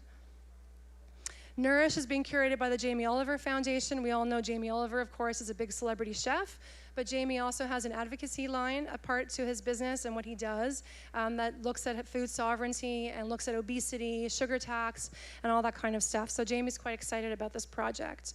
We're working with all kinds of consulates, education institutions, universities, colleges, and a whole bunch of programming partners like Next City, like Actua, like the Breakout project, and so forth, to create this very interactive, immersive experience. I see lots of students here. We have a youth day on October the 4th where admission is free to all schools. So lots of programming for people of all ages. So exhibits, performances, talks, all kinds of interactive experiences, and really, ultimately, the idea is that we want the visitors coming to EDIT to leave inspired about the role of design, to understand that they too can be part of the solution, to understand that that design is a catalyst for positive change and for making the world a better place. Two of my favorite quotes I'll finish off with. Stephen Hawking, never before has there been more innovation, never before has it done more damage, and never before can it do so much good. And last week, we had our press conference to launch Edit, and Bruce Mao was at the conference, and he said this, which I thought was brilliant. This is the greatest time in human history to be alive. Connection and collaboration across borders, fences, and religions. That is the idea of our time, and that is the culture of design thinking. So, I think that comes to the end of our presentation, and I hope that you'll join us in this journey, in this challenge to make the world a better place and to think about design within a different context. That yes, it is about beauty and it is about the beautiful things in your life, but there is an opportunity for design to have a seat at the table and really implement important change. Now, here we are, the Edit Pitch Challenge for the teams. Basically, what we're looking for is a 3-minute pitch to talk to us about how their project aligns with the UNDP's global goals for sustainable development and why your team deserves a chance to win a free space at Edit. So the winning pitch will align strongly with the UNDP's global goals, heavily incorporate design, innovation, and technology, hold the potential to positively impact a large number of people nationally as well as internationally, and be presented with clarity and style. So I understand that we'll be back here at about 12:30 to hear the pitches. And until then, thank you so much for your time, and we'll see you soon. Thank you so much. Hey, so we have more updates coming up and everything else. So by the way, so one of the team members said, you know, we have all these countries doing stuff on the platform, on the Breakout project. So I'm talking directly to now the people on the platform, by the way, and also to any of you, because we're missing a few countries. We're missing a few countries. We want those countries to participate. All right, so anyone know anyone in Sweden? Because guess what? I know some people in Sweden. They're in Uppsala, Sweden. I don't know if they're watching, but I want any of my Facebook friends who know some people in Uppsala, Sweden. They used to work for a company there, and they know what that company is. But hey, get them to go to thebreakoutproject.com. Do you know anyone in Japan? I have a friend in Japan. He's from Newfoundland, but he's in Japan. I need him to go. We got to get your friends out in Japan to go and get on thebreakoutproject.com. And Nepal, Egypt, Belize, all of these, we got to get them. Tune in, look at what's happening here, look at the amount of hours that are being donated, get your expertise into these teams. We have lots of other updates. By the way, the 307,000 number that I was told with Twitter was not followers. I got that wrong. The number is higher. It's 500,000, and it's actually the number of impressions we're now getting in social media on Twitter just today alone, and that number is apparently climbing and climbing and climbing. We're actually in a classic startup J-curve right now with the hours. Apparently, we can't keep the numbers coming fast enough because of the way that we're adding them up. So that's really also cool. We're getting, you know, almost 100,000 page views now, like on the platform. I mean, these are huge numbers. These are huge numbers for an event that we didn't know how it was going to go. You have made this successful by getting all these hours to these teams so that they can actually get the work done. Something else that I was told before I came on, literally handwritten, is we've had 10,000 hours of video being watched. Now, if you think about it, we've only recorded 30 hours of video. So people are tuning into like different segments, different parts. They're watching it, they're sharing it, and that's only the YouTube stuff. I know that there have been views on the Facebook Live video, the Periscope videos that Amber Mac made. So those aren't even being counted. So in terms of numbers, we are definitely trending up there, which is awesome. As the day progresses, please put on some sunscreen. This is my public service announcement. We do not wish to have you burn your noses. Lots of people yesterday were burning their noses, so please do not burn your noses. And there's all sorts of other things happening here. We do want you to look at the main stage. We do want you to check out the teams. We do want you to go up and visit these teams. This is an opportunity for you here in Kingston. This is one of the interesting things is typically when we're talking to an online audience, I'm really sorry. You guys, you folks, yeah, you can visit them on the live webcams that are in each of the rooms that have been broadcast 24 hours a day now, possibly even while people were sleeping there after their pub crawl. We're going to have to go back through and see exactly what was shown. We have actually no idea right now. We're running around. I'm sure it'll be interesting, and as they've been working away. But the people here, you get to actually go talk to these wonderful teams. This is the talent. They are the talent that is making change for whatever the community and the reason that they're doing it, whether it's collecting stories and getting them out there, whether it's building houses, whether it's getting more education, more teachers into the right places so that students, one teacher, as the million teachers, the one teacher makes a difference in 40 students' lives. This is the way that we scale. We scale each of these startups if we can. Change for $1. If we can scale each one of these, we're scaling beyond just one person. And that's true about anything we do, including education, educating yourselves. When you educate yourself and you then tell 3 other people, and they tell 3 other people each, and so on and so forth. This is how we make things happen in this country and for the world. This is why we're doing this. This is why we are here. So, talent, connections, awareness, and of course money. Look, we understand we're in a J curve right now, the classic curve of hours being donated. We absolutely get that. We also want you to think about, hey, if you've got a few dollars that you can spare for each of these teams, that'll be fantastic. Yesterday, we had Nora Young here yesterday from CBC Spark, and she's a voice that I love to hear on the radio. And she even said, sure, if someone raises $1,000, I'll put my voice on their voicemail. If someone's listening out there and goes, hey, you know what, I actually want to do that kind of stuff, I'll give my voice out so that a team can raise money for their project, and you have a specific project in mind, or maybe it's someone here, maybe someone here wants to hear from, have that happen. Hey, you know what? We'll get that out there. We want that to happen, and we want these teams to succeed over the next 365 days. Now, what's coming up next over the next, in the afternoon? We have all sorts of talks, including one about open source. We have an edit pitch challenge, by the way, which is going to be fantastic. And you'll have a chance to see all the teams competing for something live here on stage.